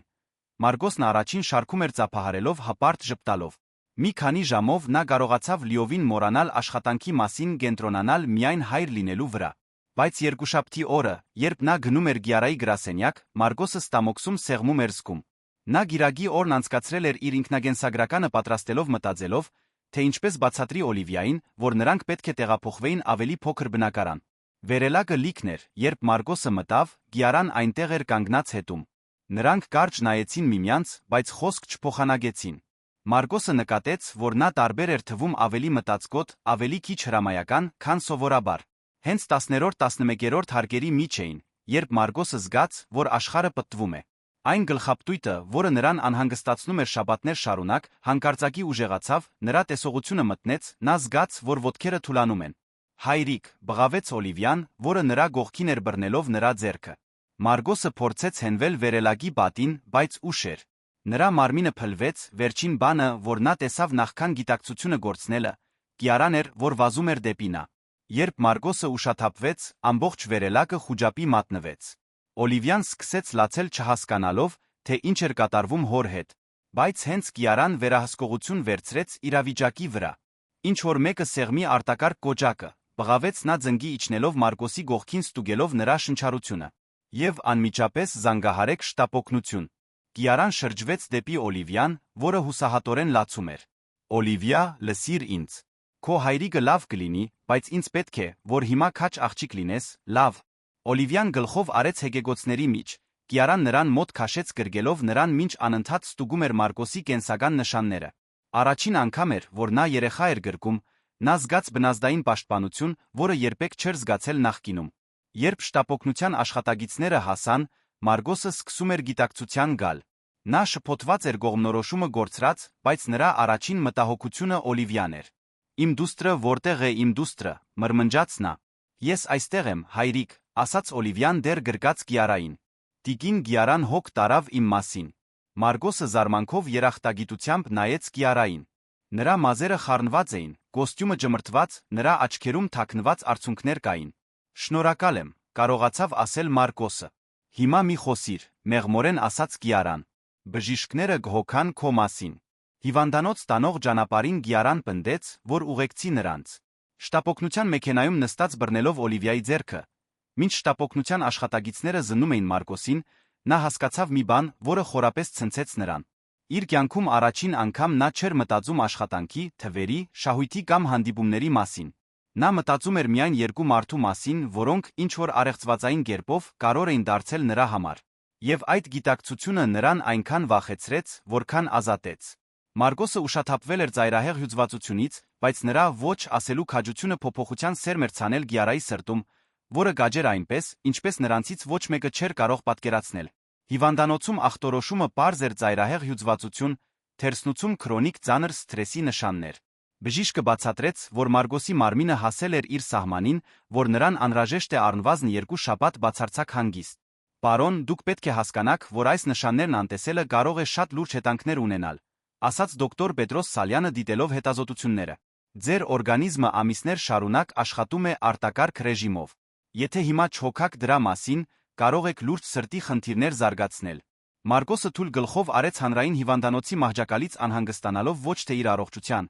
այլ այն մասին, թե որքան կարժենա այդ հոսպիտալացումը ինչպես կվճարի հաշիվները, եթե 2 շաբաթ չաշխատեր։ Հենց այդ ժամանակ մի բուժքույր մտավ սենյակ։ Պարոն Մարգոս, 8-րդ հարկի անձնական սյուիթ տեղափոխություն է թույլատրվել։ Բոլոր ծախսերն արդեն ծածկված են։ Մարգոսը շփոթվեց։ Պետք է սխալ լինի։ Ես մասնավոր ապահովագրություն չունեմ։ Սխալ չկա, պարոն։ Տեղափոխությունը խնդրել է տիկին Գիարա Ալյանցը։ Մարգոսը փորձեց բողոքել, բայց չափազանց թույլ էր վիճելու համար։ Մի քանի ժամ անց նա հայտնվեց հարմարավետ սյուիտում հիվանդանոցի այգու տեսարանով։ Օլիվիան նստած էր նրա գողքին նկարելով նոր տետրում, որը ինչ-որ մեկը բերել էր նրա համար։ Տիկին Գիարան ասաց, որ դուք լավ կլինեք, ասաց Օլիվիան ցույց տալով իր նկարը հորը։ Նա ինձ տվեց այս տետրը ասաց, որ կարող եմ նկարել ձեզ նորից ուժեղանալիս։ Երբ եք խոսել Գիարայի հետ, զարմացած հարցրեց Մարգոսը։ Այսօր առավոտյան։ Նա այստեղ էր շատ վաղ առավոտյան ինձ համար նախաճաշ բերեց։ Եվ նա նոր տիկնիկ, ասաց Օլիվիան մատնանշելով բազկաթոռի վրա դրված նրբագեղ տիկնիկին։ Նա ասաց, որ յուրաքանչյուր քաջ աղջիկ նվերի արժանի է։ Մարգոսը լուր մնաց մարսելով այդ տեղեկատվությունը։ Կիարան այնտեղ ղեր եղել, հոգ տանելով Օլիվիայի մասին։ Դա մի բան էր, որը նա պարզապես չէր կարող պատկերացնել։ 3 օր անց, երբ Մարգոսն արդեն ավելի լավ էր զգում, Կիարան հայտնվեց սյուիտի դռան մոտ։ Նա սովորականից տարբեր էր գրում էր պատահական հագուստ իր խիստ կոստյումների փոխարեն, թղթե պայուսակ էր գրում։ Մի քանի բան եմ բերել Օլիվիայի համար, ամաչկոտ ասաց նա, կարծես չգիտեր, թե ինչպես վարվի այդ իրավիճակում։ Կիարա, ուրախությամբ բղավեց Օլիվիան վազելով գրգելու նրան։ Դուք եկել եք տեսնելու իմ հայրիկին։ Եկել եմ, ասաց Կիարան անհարմար, բայց անկեղծ կերպով պատասխանելով գրկախառնությանը։ Ինչպե՞ս եք, Մարգոս։ Ավելի լավ։ Եվ շատ շնորհակալ եմ, պատասխանեց Մարգոսը։ Կիարա, հիվանդանոցի ծախսերի մասին։ Դա ձեր մտահոգությունը չէ, ընդհատեց նա։ Դա նվազագույնն է, որ ընկերությունը կարող է անել այն աշխատակցի համար, ով այդքան է նվիրվել։ Մարգոսը ուշադիր ուսումնասիրեց նրան։ Նրա մեջ ինչ-որ տարբերություն կար մի փափկություն, որը նա երբեք չէր տեսել նախկինում։ Աշխատագիծ։ Կարծում էի, որ ես աշխատանքից ազատվել էի։ Կիարան մի պահ լուր մնաց դիտելով Օլիվիային, որը խաղում էր նոր տիկնիկով։ Իրականում, ես այստեղ եմ եկել ձեզ նոր պաշտոն առաջարկելու։ Ինչպես է դա։ Ֆինանսական վերլուծության տնօրեն։ Աշխատավարձը 3 անգամ ավելի բարձր, քան ներկայիսը ջկուն ժամ էր, ամբողջական բժշկական օգնություն ձեզ Օլիվիային, մի արտոնություն, որը ես ներդրել եմ այս շաբաթ կորպորատիվ մանկապարտեզ։ Մարգոսը բաց բերան մնաց։ Ես չեմ հասկանում։ Ինչո՞։ Կիարան նստեց մահճակալի գողքի աթոռին։ Որովհետև վերջին օրերին շատ եմ մտածել ուրբաթ օրվա մեր խոսակցության մասին։ Դուք ճիշտ էիք։ Որոշ բաներ ավելի կարևոր են, քան աշխատանքը։ Եվ դա ձեզ ստիպեց փոխել ձեր միտքը ինձ աշխատանքից ազատելու մասին։ Մարգոս, դուք ինձ ստիպեցիք հասկանալ մի բան, որը ես վաղուց էի գործրել տեսադաշտից, ասաց Կիարան նայելով պատուհանից դուրս։ Երբ դուք ուշաթափվեցիք վերելակում, ես տեսա Օլիվիային լացելիս, հուսահատված հասկացա, որ նպաստում էի ընտանիքի կործանմանը։ Եվ դա այն չէ, ով ես ուզում եմ լինել։ Օլիվիան մոտեցավ մահճակալին բարձրանալով հոր մոտ։ Հայրիկ, Կիարան ասաց, որ եթե դուք ընդունեք նոր աշխատանքը, ես կարող եմ խաղալ այլ երեխաների հետ, մինչ դուք աշխատում եք։ Մարգոսը նայեց Կիարային դեռ մարսելով առաջարկը։ Իսկ ընկերությունը։ Ինչպես եք բացատրել այդ հանկարծակի փոփոխությունը մյուս ղեկավարներին։ Չեմ բացատրել։ Ես որոշում կայացրի իրականացրի, ասաց Կիարան փոքրիկ ժպիտով։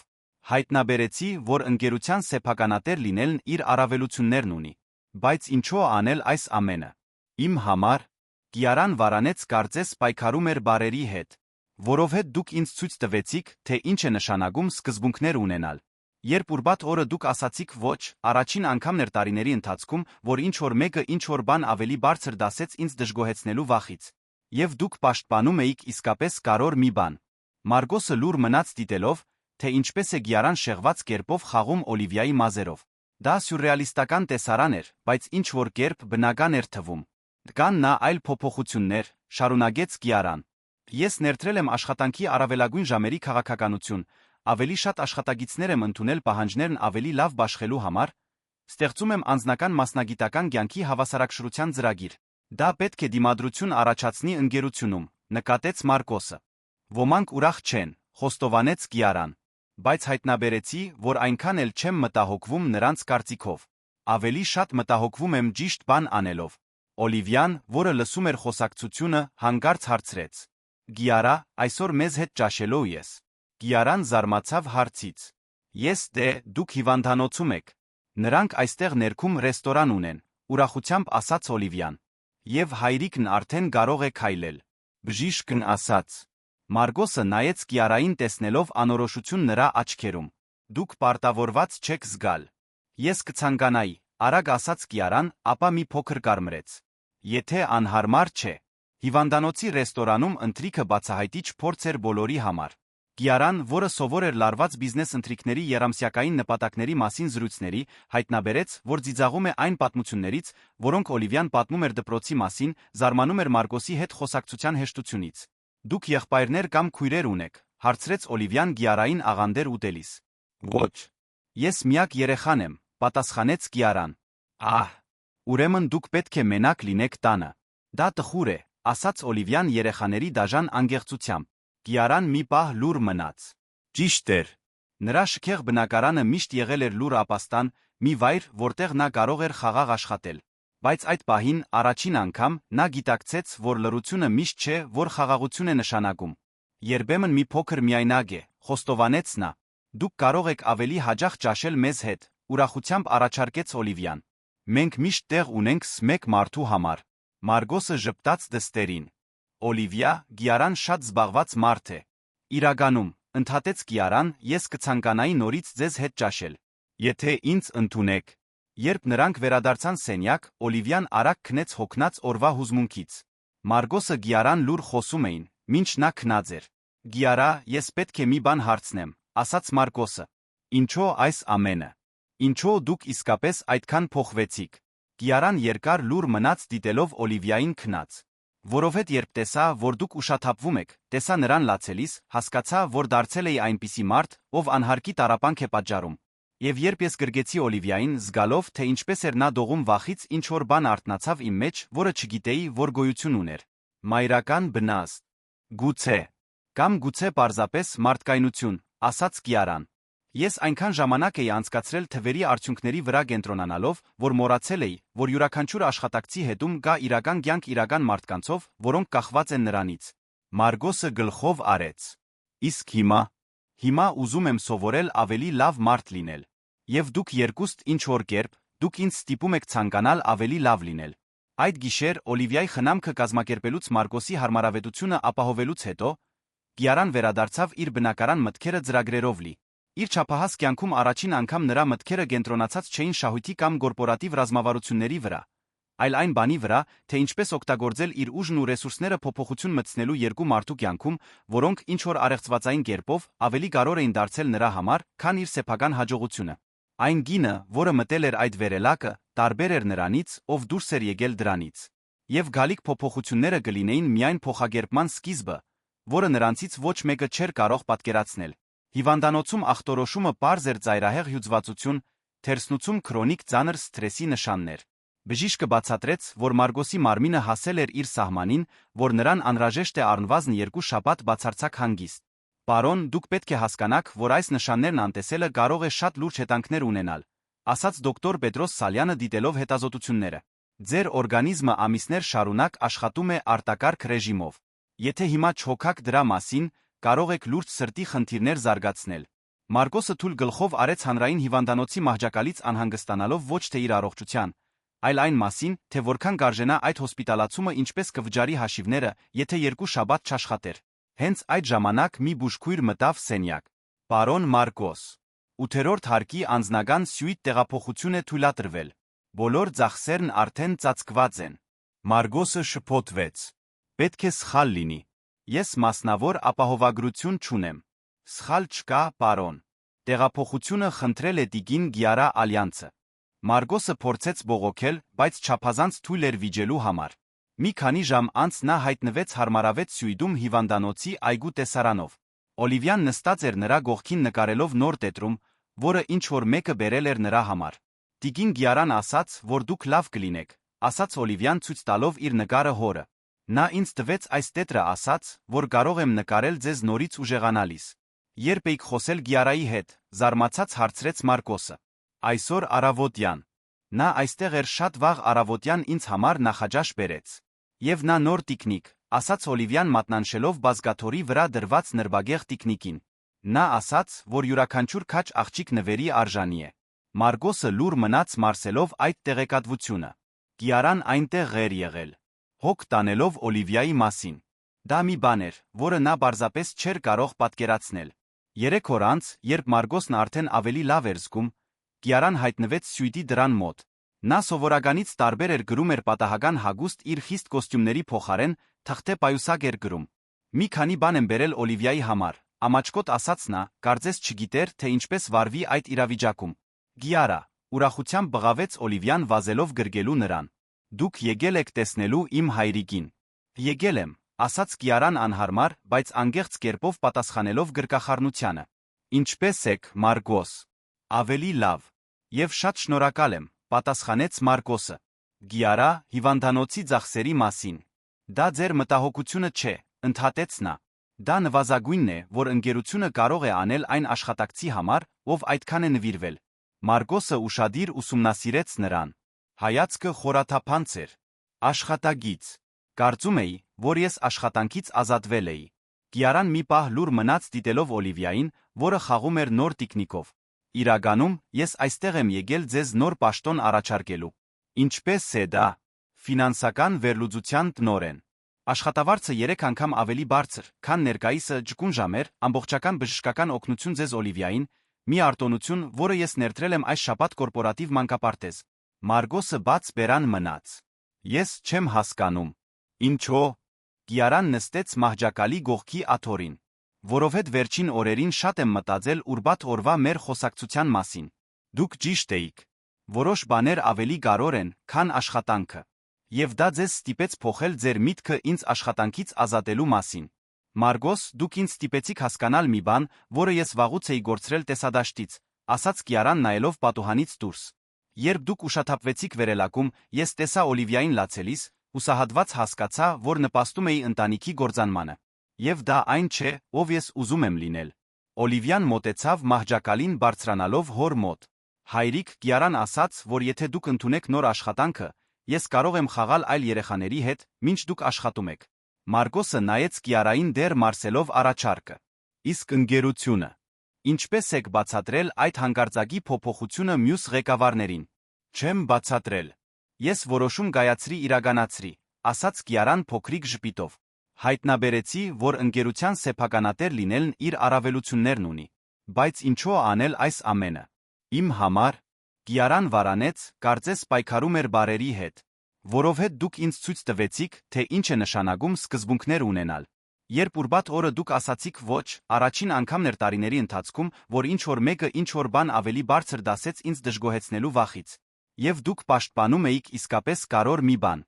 Մարգոսը լուր մնաց դիտելով, թե ինչպես է Կիարան շեղված կերպով խաղում Օլիվիայի մազերով։ Դա սյուրռեալիստական տեսարան էր, բայց ինչ-որ կերպ բնական էր թվում։ Կան նա այլ փոփոխություններ, շարունակեց Կիարան։ Ես ներդրել եմ աշխատանքի առավելագույն ժամերի քաղաքականություն, ավելի շատ աշխատագիտներ եմ ընդունել պահանջներն ավելի լավ բաշխելու համար, ստեղծում եմ անձնական մասնագիտական կյանքի հավասարակշռության ծրագիր։ Դա պետք է դիմադրություն առաջացնի ընկերությունում, նկատեց Մարգոսը։ Ոմանք ուրախ չեն, խոստովանեց Կիարան։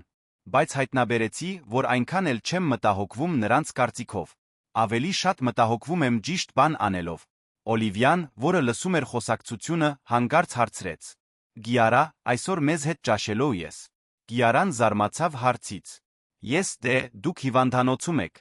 Նրանք այստեղ ներքում ռեստորան ունեն, ուրախությամբ ասաց Օլիվիան։ Եվ հայրիկն արդեն կարող է քայլել։ Բժիշկն ասաց։ Մարգոսը նայեց Կիարային տեսնելով անորոշություն նրա աչքերում։ Դուք պարտավորված չեք զգալ։ Ես կցանկանայի, արագ ասաց Կիարան, ապա մի փոքր կարմրեց։ Եթե անհարմար չէ։ Հիվանդանոցի ռեստորանում ընթրիքը բացահայտիչ փորձ էր բոլորի համար։ Կիարան, որը սովոր էր լարված բիզնես ընթրիքների երամսյակային նպատակների մասին զրույցների, հայտնաբերեց, որ ծիծաղում է այն պատմություններից, որոնք Օլիվիան պատմում էր դպրոցի մասին, զարմանում էր Մարգոսի հետ խոսակցության հեշտությունից։ Դուք եղբայրներ կամ քույրեր ունեք, հարցրեց Օլիվիան Կիարային աղանդեր ուտելիս։ Ոչ։ Ես միակ երեխան եմ, պատասխանեց Կիարան։ Ահ, ուրեմն դուք պետք է մենակ լինեք տանը։ Դա տխուր է, ասաց Օլիվիան երեխաների դաժան անգեղծությամբ։ Կիարան մի պահ լուր մնաց։ Ճիշտ էր։ Նրա շքեղ բնակարանը միշտ եղել էր լուր ապաստան, մի վայր, որտեղ նա կարող էր խաղաղ աշխատել։ Բայց այդ պահին, առաջին անգամ, նա գիտակցեց, որ լռությունը միշտ չէ, որ խաղաղություն է նշանակում։ Երբեմն մի փոքր միայնակ է, խոստովանեց նա։ Դուք կարող եք ավելի հաճախ ճաշել մեզ հետ, ուրախությամբ առաջարկեց Օլիվիան։ Մենք միշտ տեղ ունենք մեկ մարդու համար։ Մարգոսը ժպտաց դստերին։ Օլիվիա, Կիարան շատ զբաղված մարդ է։ Իրականում, ընդհատեց Կիարան, ես կցանկանայի նորից ձեզ հետ ճաշել։ Եթե ինձ ընդունեք։ Երբ նրանք վերադարձան սենյակ, Օլիվիան արագ քնեց հոգնած օրվա հուզմունքից։ Մարգոսը Կիարան լուր խոսում էին, մինչ նա քնած էր։ Կիարա, ես պետք է մի բան հարցնեմ, ասաց Մարգոսը։ Ինչո՞ւ այս ամենը։ Ինչո՞ւ դուք իսկապես այդքան փոխվեցիք։ Կիարան երկար լուր մնաց դիտելով Օլիվիային քնած։ Որովհետև երբ տեսա, որ դուք ուշաթափվում եք, տեսա նրան լացելիս, հասկացա, որ դարձել էի այնպիսի մարդ, ով անհարկի տառապանք է պատճառում։ Եվ երբ ես գրգեցի Օլիվիային, զգալով, թե ինչպես էր նա դողում վախից, ինչ որ բան արթնացավ իմ մեջ, որը չգիտեի, որ գոյություն ուներ։ Մայրական բնազդ։ Գուցե։ Կամ գուցե պարզապես մարդկայնություն, ասաց Կիարան։ Ես այնքան ժամանակ էի անցկացրել թվերի արդյունքների վրա կենտրոնանալով, որ մոռացել էի, որ յուրաքանչյուր աշխատակցի հետում կա իրական կյանք իրական մարդկանցով, որոնք կախված են նրանից։ Մարգոսը գլխով արեց։ Եվ հիմա ուզում եմ սովորել ավելի լավ մարդ լինել։ Եվ դուք երկուստ ինչ որ կերպ, դուք ինձ ստիպում եք ցանկանալ ավելի լավ լինել։ Այդ գիշեր, երբ Կիարան վերջապես գնաց տուն, նրա բնակարանն ավելի լուր թվաց, քան երբե։ Բայց առաջին անգամ այդ լռությունը խաղաղություն չբերեց։ Այն բերեց այն գիտակցումը, որ նրա կյանքը, որքան էլ հաջողակ լիներ մասնագիտորեն, դատարկ էր ինչ որ հիմնարար բանից։ Եվ այդ գիտակցումը նշանավորեց մի ճանապարհորդության սկիզբը, որը կփոխեր ոչ միայն նրա հարաբերությունները Մարգոսի Օլիվիայի հետ, այլ իր հարաբերությունները ինքն իր հետ։ Մարգոսը ընդունեց ֆինանսական վերլուծության տնօրենի պաշտոնը հիվանդանոցից դուրս գալուց մեկ շաբաթ անց։ Նրա առաջին տպավորությունը նոր գրասենյակ հասնելիս անհավատալիությունն էր։ Լայն սենյակ քաղաքի տեսարանով, գործադիր սեղան, որ ավելի գարոր է, պահեստային տարածք, որտեղ Օլիվիան կարող էր մնալ անհրաժեշտության դեպքում։ Հավանեցիք, հարցրեց Կիարան հայտնվելով դրան մոտ ձեռքերում երկու սուրճ։ Դա ավելին է, քան երբե պատկերացրել եմ ունենալ, խոստովանեց Մարգոսը դեռ ուսումնասիրելով տարածքը։ Շնորհակալ եմ։ Ամեն ինչի համար։ Դուք արժանի եք, պարզապես ասաց նա մատուցելով սուրճը։ Ի դեպ, մանկապարտեզն անթերի է աշխատում։ Օլիվիան արդեն ընկերացել է Վիկտորի հաշվապահության Ագնեսի դուստրերի հետ։ Առաջին օրերին Մարգոսն արագ հարմարվեց նոր պարտականություններին։ Նա հայտնաբերեց, որ թիմ ղեկավարելը բնական է իր համար, նրա հին գործընկերները ընդունեցին նրա առաջխաղացումը իմանալով, որ դա արժանի էր։ Բայց ընկերությունում ամեն ինչ հանգիստ չէր։ Լուրեր սկսեցին շրջանառվել միջանցքներով ինչպես վայրի գրակը։ Ես լսել եմ, որ ինչ որ բան կա Կիարայի Մարգոսի միջ, շնջաց մարդկային ռեսուրսների բաժնի Ռոզան ընդունարանի Աննային։ Ինչպես այլ կերպ բացատրել այդպիսի հանկարծակի առաջխաղացումը։ Եվ դուք տեսել եք, թե ինչպես է նա նայում նրան հանդիպումների ժամանակ, ավելացրեց Աննան։ Լիովին տարբեր այն բանից, թե ինչպես է վերաբերվում մյուս ղեկավարներին։ Գուցե շանտաժ է, առաջարկեց վաճառքի ղեկավարը ճաշի ժամանակ։ Նա պետք է նրա մասին ինչ որ կոմպրոմատային տեղեկատվություն ունենա։ Լուրերը հասան Մարգոսի ականջին Վիկտորի միջոցով, ով մոտեցավ նրան մի օր հանդիպումից հետո։ Ընկեր, պետք է քեզ մի բանի մասին զգուշացնեմ, վարանելով ասաց Վիկտորը։ Մարդիկ քո Կիարայի մասին են խոսում։ Ինչպիսի։ Մեկնաբանություններ, հարցրեց Մարգոսը, չնայած արդեն կարող էր պատկերացնել։ Ռոմանտիկ հարաբերություններ, շանտաժ, ֆավորիտիզմ գիտես, թե ինչպես է։ Մարգոսը հոգոց հանեց։ Իսկ դու ինչ ես կարծում։ Ես կարծում եմ, որ դու ընկերությանը միլիոններ գործնելուց փրկեցիր, տարիներ շարունակ խելագարի պես աշխատեցիր,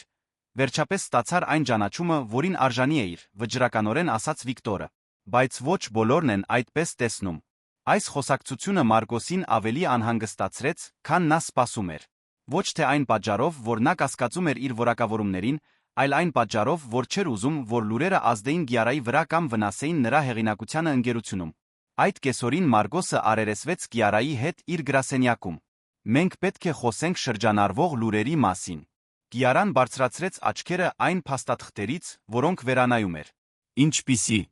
լուրեր։ Մեր մասին։ Իմ առաջխաղացման պատճառի մասին։ Կիարան մի պահ լուր մնաց, ապա հոգոց հանեց։ Եվ ինչ են ասում։ Ռոմանտիկ հարաբերություններ, շանտաժ, ֆավորիտիզմ, սովորական բաներ։ Եվ դա ձեզ անհանգստացնում է։ Մարգոսը վարանեց։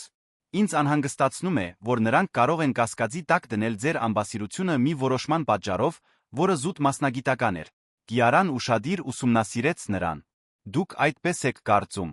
որ դա զուտ մասնագիտական էր։ Հարցը Մարգոսին անագնկալի բերեց։ Վերջին օրերին նա նկատել էր պահեր, երբ Կիարան այլ կերպ էր նայում նրան, պահեր, երբ նրանց խոսակցություններն անցնում էին անհրաժեշտ սահմանները, պահեր, երբ նա պատրվակներ էր գտնում իր գրասենյակով անցնելու համար։ Ես չգիտեմ, անգեղծորեն խոստովանեց նա։ Ես էլ, մեղմորեն ասաց Կիարան։ Բայց գիտեմ, որ շատ քիչ եմ մտահոգվում նրանց կարծիքով։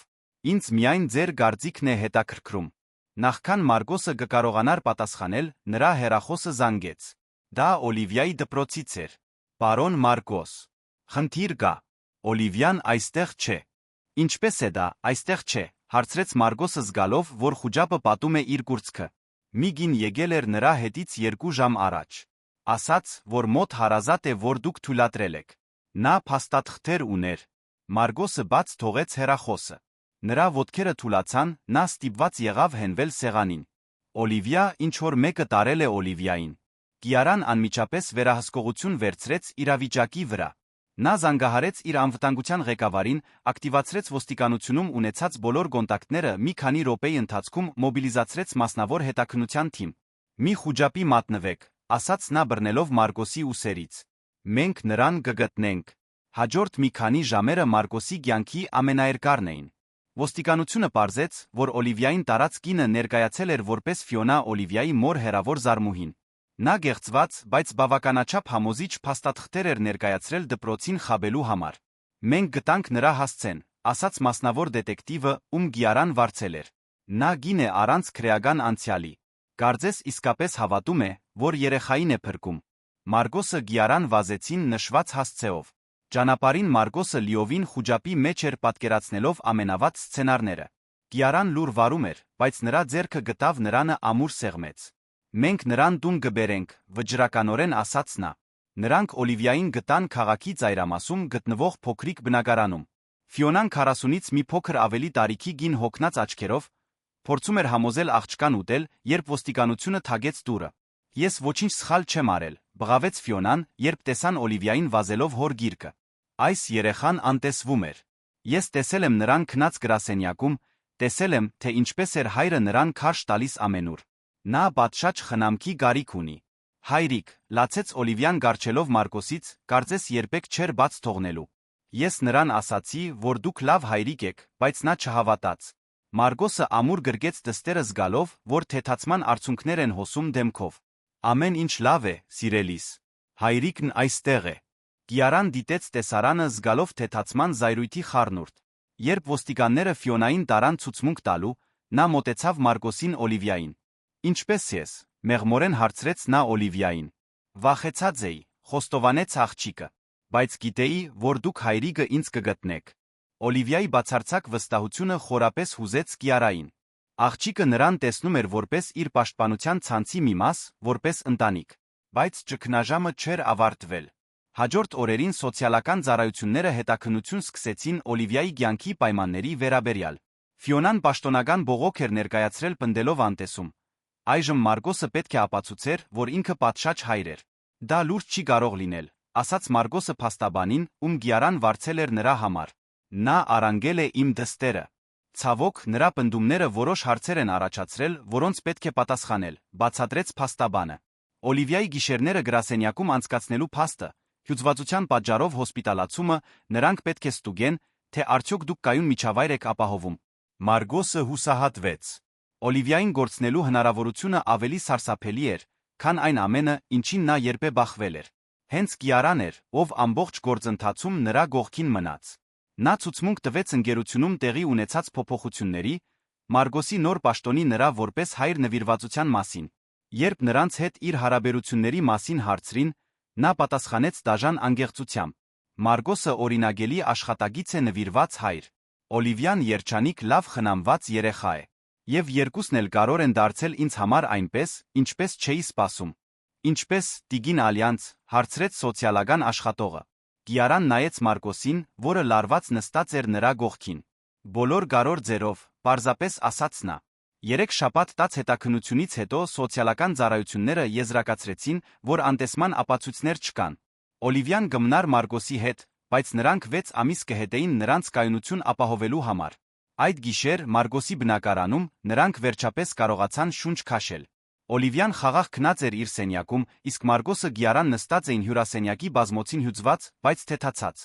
Կարծում էի, որ կգործնեմ նրան, ասաց Մարգոսը իր ձայնը դողում էր։ Եթե դուք չմոբիլիզացնեիք այդ ամբողջ օգնությունը։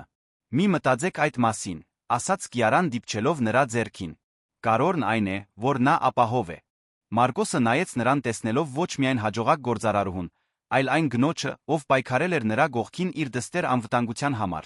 Ինչո՞ւ դուք արեցիք այս ամենը։ Ինչո՞ւ ռիսկի դրեցիք ձեր հեղինակությունը, այդքան գումար ծախսեցիք, այդքան ներգրավվեցիք։ Կիարան երկար լուր մնաց զգուշորեն ընտրելով իր բառերը։ Որովհետ երբ տեսա Օլիվիային այդ բնակարանում վազելով դեպի ձեզ, հասկացա, որ նա պարզապես ձեր դուստրը չէր, նա մեր դուստրն էր, եւ դուք պարզապես իմ աշխատագիծը չէիք։ Դուք ինչ էի, մեղմորեն հարցրեց Մարկոսը։ Ամեն ինչ, ասաց նա վերջապես թույլ տալով իր հույզերին դուրս գալ։ Դուք երկուստ ամեն ինչ դարձաք ինձ համար։ Մարկոսը նայեց նրա աչքերին, այնտեղ տեսավ մի խոցելիություն, որը նա երբեք նախկինում չէր ցուցադրել։ Գիարա, գիտեմ, որ դա բարդ է։ Գիտեմ, որ մեր միջ տարբերություններ կան, որ մարդիկ կխոսեն, որ գուցե դա իմաստ չունի։ Նա սկսեց, բայց Մարկոսը ընդհատեց նրան իր ձեռքը դնելով նրա ձեռքի վրա։ Ինձ համար իմաստ ունի, պարզապես ասաց նա։ Վախենում եմ, բայց իմաստ ունի։ Եվ այնտեղ, սենյակի հարմարավետ լռության մեջ, Օլիվիան ապահով քնած էր իր սենյակում, ինչ-որ նոր բան սկսեց ծնվել նրանց մեջ։ Մի բան, որը նրանցից ոչ մեկը չէր պլանավորել, բայց որը երկուսն էլ պատրաստ էին ուսումնասիրել։ Օլիվիայի հետ կապված ճգնաժամից 6 ամիս անց, կյանքը լիովին այլ ռիթմ էր ստացել բոլորի համար։ Մարկոսը բարգավաճում էր իր նոր պաշտոնում ներդնելով նորարարություններ,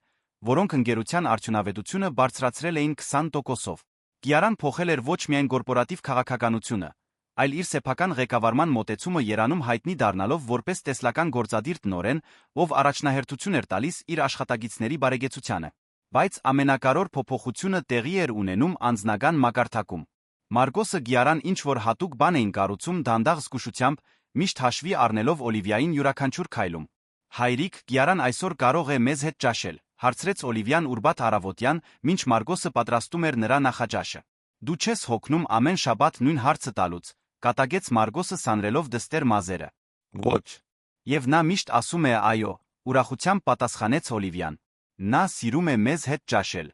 Դա ճիշտ էր։ Այն, ինչ սկսվել էր որպես երբեմնի ընթրիքներ, դարձել էր շաբաթական ավանդույթ։ Կիարան հայտնաբերել էր, որ նա ավելի շատ էր կարոտում այդ պարզ երեգոները, քան որ է բիզնես հանդիպում կամ շքեղ սոցիալական միջոցառում։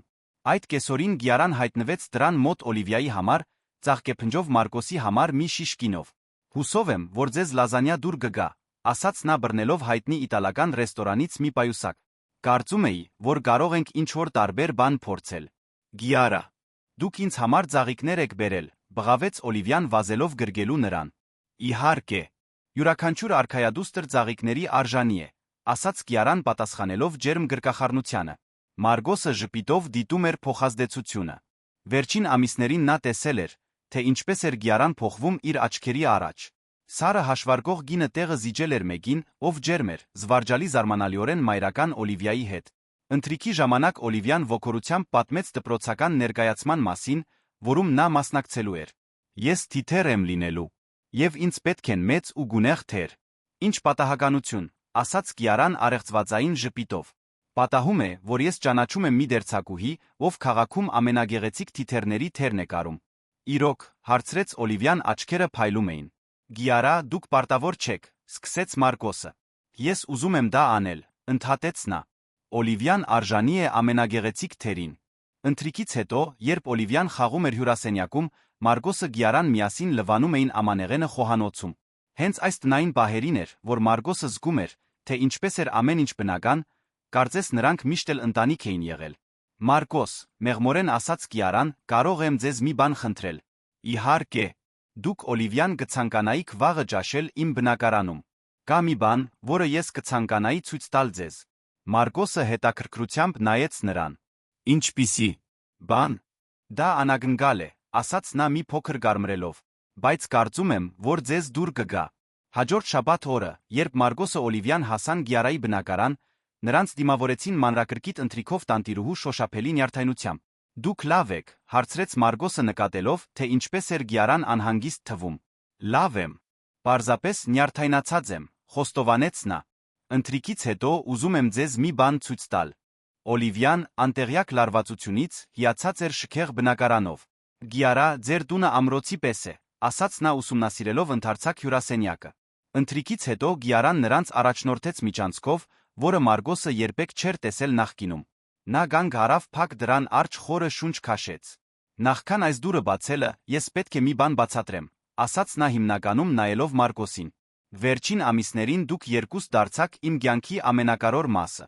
Եվ ես գուցե շտաբել եմ, բայց ուզում էի ցույց տալ, թե որքան եք դուք ինձ համար նշանակում։ Դրանից հետո նա բացեց դուռը։ Մարգոսը բաց բերան մնաց։ Այն, ինչ նախկինում տնային գրասենյակ էր, վերածվել էր շքեղ մանկական սենյակի։ Պատերը ներկված էին աստղազարդ երկնքով, մահճակալը ծառատան տեսքով էր, դարակները լիքն էին գրքերով, փոքրիկ սեղան նկարելու համար խնամքով դասավորված խաղալիքներ։ Գիարա, սկսեց Մարգոսը, բայց նրան ընդհատեց Օլիվիայի ուրախ բղավոցը։ Դա արքայադստեր սենյակ է։ Դա ինձ համար է, հարցրեց աղջիկը վազելով ուսումնասիրելու յուրաքանչյուր մանրուք։ Եթե ուզում ես, նյարդայնորեն ասաց Գիարան։ Կարծում էի դե, եթե երբեմն ուզում եք այստեղ մի քանի գիշեր անցկացնել, կամ եթե։ Նա գանգ արավ չիմանալով, թե ինչպես շարունակել։ Մարգոսը դանդաղ քայլեց սենյակով ուշադիր դիտելով յուրաքանչյուր խնամքով պլանավորված մանրուք։ Կարգավորվող գրասեղան Օլիվիայի աջին հետելու համար, նրա տարիքին համապատասխան գրքեր, նույնիսկ հարմարավետ անկյուն ընթերցանության համար։ Հենց այդ ժամանակ նա տեսավ հետի պատը։ Խնամքով շրջանակված էր մի նկար, որը Օլիվիան արել էր շաբաթներ առաջ 3 ձեռք բռնած կերպարներ վառ դեղին արի տակ։ Դուք պահել եք նկարը, ասաց Մարգոսը դիպչելով շրջանագին։ Դա ամենագեղեցիկ նկարն էր, որը ես երբեք տեսել եմ, պատասխանեց Կիարան։ Եվ երբ նայում եմ դրան, տեսնում եմ, թե ինչ կարող ենք լինել։ Ինչ կցանկանայի, որ լինեինք։ Օլիվիան վազեց նրանց մոտ գրգելով երկուսի ոտքերը։ Կարող եմ այսօր այստեղ քնել։ Խնդրում եմ։ Մարգոսը նայեց Կիարային տեսնելով հույս վախ նրա աչքերում։ Օլիվիա, սա շատ հատուկ է։ Կիարան շատ է աշխատել այս սենյակը քեզ համար պատրաստելու համար։ Որովհետև նա սիրում է մեզ, ասաց Օլիվիան երեխաների դաժան պարզությամբ։ Եվ մենք էլ ենք նրան սիրում, չէ, հայրիկ։ Մարգոսը զգաց, որ գոգորտը սեղմվում է։ Ահա այն ճշմարտությունը, որից նա խուսափում էր առերեսվելուց։ Այո, սիրելիս։ Մենք սիրում ենք նրան։ Կիարան փակեց աչքերը զգալով թեթացման արդյունքներ։ Ես էլ եմ սիրում ձեզ, շնջաց նա։ Ավելի շատ, քան երբեք կարծում էի, որ հնարավոր է ինչ-որ մեկին սիրել։ Այդ գիշեր Օլիվիային իր նոր սենյակում քնեցնելուց հետո, Մարգոսը Գիարան նստեցին բնակարանի պատշգամբում նայելով քաղաքի լույսերին։ Չգիտեմ, թե ինչ է սա, ինչ ունենք, ասաց Մարգոսը բռնելով նրա ձեռքը։ Բայց ուզում եմ իմանալ։ Նույնիսկ բոլոր բարդությունների հետ։ Աշխատանքը, մեր միջ եղած տարբերությունները, թե ինչ կասեն մարդիկ։ Հատկապես բարդությունների պատճառով, պատասխանեց Մարգոսը։ Որովհետև եթե մենք կարողանանք դա աշխատեցնել ամեն ինչի հետ մեկտեղ, դա նշանակում է, որ դա իրական է։ Կիարան ժպտաց իր մատները միահյուսելով նրա մատների հետ։ Ես խոստովանություն ունեմ անելու։ Ինը չէ։ Այն առաջին գիշերը, երբ տեսա քեզ աշխատելիս Օլիվիան քնած քո գողքին, դա զայրույթ չէր, որ զգացի։ Դա նախանձ էր։ Նախանձ։ Նախանձ այն կապի նկատմամբ, որ դուք ունեիք։ Այն ընտանիքի նկատմամբ, որ դուք էիք։ Մի բանի նկատմամբ, որը ես երբեք չէի զգացել, բացատրեց Կիարան։ Եվ իմ սրտի խորքում ես ցանկանում էի լինել դրա մի մասը։ Իսկ հիմա զգում եմ, կարծես միշտ էլ մաս եմ եղել, ասաց նա իր գլուխը հենելով նրա ուսին։ 3 ամիս անց Մարգոսը Օլիվիան պաշտոնապես տեղափոխվեցին Գիարայի բնակարան։ Անցումը զարմանալիորեն հարթ էր, կարծես նրանք միշտ էլ ընտանիք լինելու համար էին նախատեսված։ Ընկերությունում Գիարայի կողմից իրականացված փոփոխությունները հանգեցրել էին ռեկորդային արտադրողականության աշխատագիտների գոհունակության։ Կորպորատիվ մշակույթը լիովին փոխվել էր, այլ ընկերություններ սկսել էին խորհրդատվություն փնտրել իրենց մոդելը կրկնօրինակելու համար։ Գիտեք, թե ինչն է հեգնական, ասաց Մարգոսը մի առավոտ, երբ նրանք սուրճ էին խմում նախքան աշխատանքի գնալը։ Ինչը, հարցրեց Կիարան օգնելով Օլիվիային ավարտել սենդվիչը։ Ընկերությունը երբեք այդքան հաջողակ չի եղել, որքան հիմա։ Եվ դուք երբեք ավելի քիչ ժամեր չեք աշխատել։ Դա այն պատճառով է, որ հիմա տուն գնալու պատճառներ ունեմ, պատասխանեց նա համբուրելով Օլիվիայի գլուխը։ Եվ հայտնաբերեցի, որ երջանիկ աշխատագիցներն ավելի լավ են աշխատում։ Ով կմտածեր, կատակեց Մարգոսը։ 1 տարի անց, մի գիրագի առավոտյան, երեքն էլ բնակարանին մոտ գտնվող այգում էին։ Օլիվիան խաղում էր խաղահրապարակում, մինչ Մարգոսը Գիարան նրան դիտում էին մոտակա նստարանից։ Ես ձեզ համար մեկ անագնկալ ունեմ, հանկարծ ասաց Կիարան։ Խնդրում եմ, ասեք, որ դա մեկ սենյակ չէ, կատակեց Մարգոսը։ Բնակարանն արդեն կատարյալ է։ Կիարան ծիծաղեց, բայց նյարդայնացած էր։ Իրականում դա այլ բան է։ Նա գրպանից հանեց փոքրիկ թավշյա տուփ։ Մարգոսը լուր մնաց անմիջապես հասկանալով, թե ինչ էր կատարվում։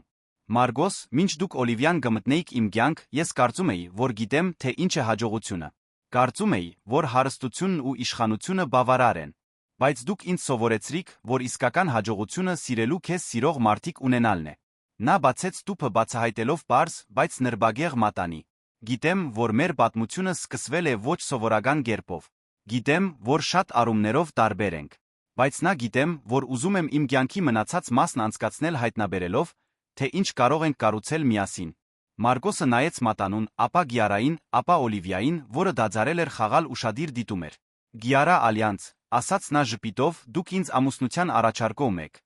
Այո։ Ես ձեզ երկուսիդ եմ առաջարկում ամուսնանալ ինձ հետ, որպեսզի պաշտոնական ընտանիք լինենք։ Այո, այո, այո, բղավեց Օլիվիան վազելով նրանց մոտ։ Գիարան իմ իսկական մայրը կլինի։ Մարգոսը Գիարային գրկեց պտտեց ծիծաղելով։ Իհարկե այո։ Ես չեմ կարող պատկերացնել իմ կյանքը առանց քեզ։ Երբ նա նրան ցած դրեց, Գիարան դողդոջուն ձեռքերով մատանին դրեց նրա մատին։ Շնորհակալ եմ, շնջաց նա։ Ինչո՞։ Կյանքում իսկապես կարորը ինձ սովորեցնելու համար։ 6 ամիս անց նրանք ամուսնացան փոքրիկ, բայց գեղեցիկ արարողությամբ։ Օլիվիան հարսնաքույրն էր գրելով քաղաքի ամենագեղեցիկ թիթեռների թերը, որոնք Գիարան խոստացել էր։ Խոստումների ժամանակ Գիարան հատուկ խոստում ներառեց Օլիվիայի համար լինել ոչ միայն նրա խորթ մայրը, այլ նրա ընկերը, վստահորդը, աջակիցը ողջ կյանքում։ Ընկերությունում ամուսնության լուրն ի սկզբանե զարմանքով ընդունվեց, բայց աստիճանաբար ընդունումով, նույնիսկ հիացմունքով։ Այն պատմությունը, թե ինչպես նվիրված վարչական օգնականը պահանջգոտ գործադիր տնօրենը սեր գտան, լեգենդ էր դարձել ընկերության միջանցքներում։ Եվ մի գիշեր, ամուսնությունից 2 տարի անց, երբ երեքն էլ ճաշում էին բնակարանի խոհանոցում, որն այժմ վերջնականապես պատկանում էր բոլորին, Օլիվիան մի դիտարկում արեց, որը կատարելապես ամփոփեց նրանց ճանապարհորդությունը։ Գիարա, հիշում եք, երբ ասացիք, որ բոլորը պետք է մի փոքր խաղան։ Հիշում եմ, ասաց Գիարան ժպտալով աղջկան, ում այժմ պաշտոնապես դուստր էր անվանում։ Դե, հիմա դուք ամեն օր խաղում եք մեզ հետ։ Եվ դա ձեզ շատ ավելի գեղեցիկ է դարձնում։ Մարգոսը Գիարան նայեցին միմյանց սեղանի վրայով իմանալով, որ Օլիվիան խորը ճշմարտություն էր բռնել։ Նրանք գտել էին ոչ միայն սերը, այլ հավասարակշռությունը, երջանկությունը, իմաստը, որոնցից ոչ մեկը չգիտեր, որ փնտրում էր։ Եվ այնտեղ, խոհանոցի մեղմ լույսերի ներքո, Օլիվիան ուրախորեն խոսում էր հաջորդ օրվա պլանների մասին, նրանք գիտեին, որ կառուցել են մի բան, որն ավելի արժեքավոր է, քան ցանկացած ֆինանսական գայսրություն սիրո, հարգանքի այն հասկացողության վրա հիմնված ընտանիք, որ երբեմն կյանքի լավագույն բաները գալիս են, երբ մենք ամենակիչն ենք սպասում փոխելով ոչ միայն մեր ներկան, այլ լիովին վերասահմանելով մեր ապագան։ Պատմության ավարտը։ Սիրելի ունկնդիրներ, հուսով ենք, որ Մարգոսի, Գիարայի, Օլիվիայի ճանապարհորդությունը դիպել է ձեր սրտերին այնքան, որքան մերին։ Այս պատմությունը մեզ հիշեցնում է, որ իսկական սերը կարող է ծագել ամենաանսպասելի վայրերում արտասովոր կերպերով փոխել կյանքը։ Եթե դուք հուզվեցիք այս պատմությունից, մի մոռացեք բաժանորդագրվել մեր ալիքին ընտանեկան կապերի ուժը, սիրո փոխակերպող ուժը գովերգող ավելի շատ պատմությունների համար։ Դրեք ձեր հավանումը, եթե այս պատմությունը ձեզ ստիպեց հավատալ, որ երբեք ուշ չէ նորից սկսելու համար, մեկնաբանություններում մեզ պատմեք, թե որ պահն է ձեզ ամենաշատը հուզել։ Ամեն օր մենք ներկայացնում ենք եզակի պատմություններ, որոնք ուսումնասիրում են մարդկային կյանքի բարդություններն ու գեղեցկությունները։ Ձեր փոխգործակցությունը մեզ դրդում է շարունակել պատմել այս սրտաճմլիկ պատմությունները։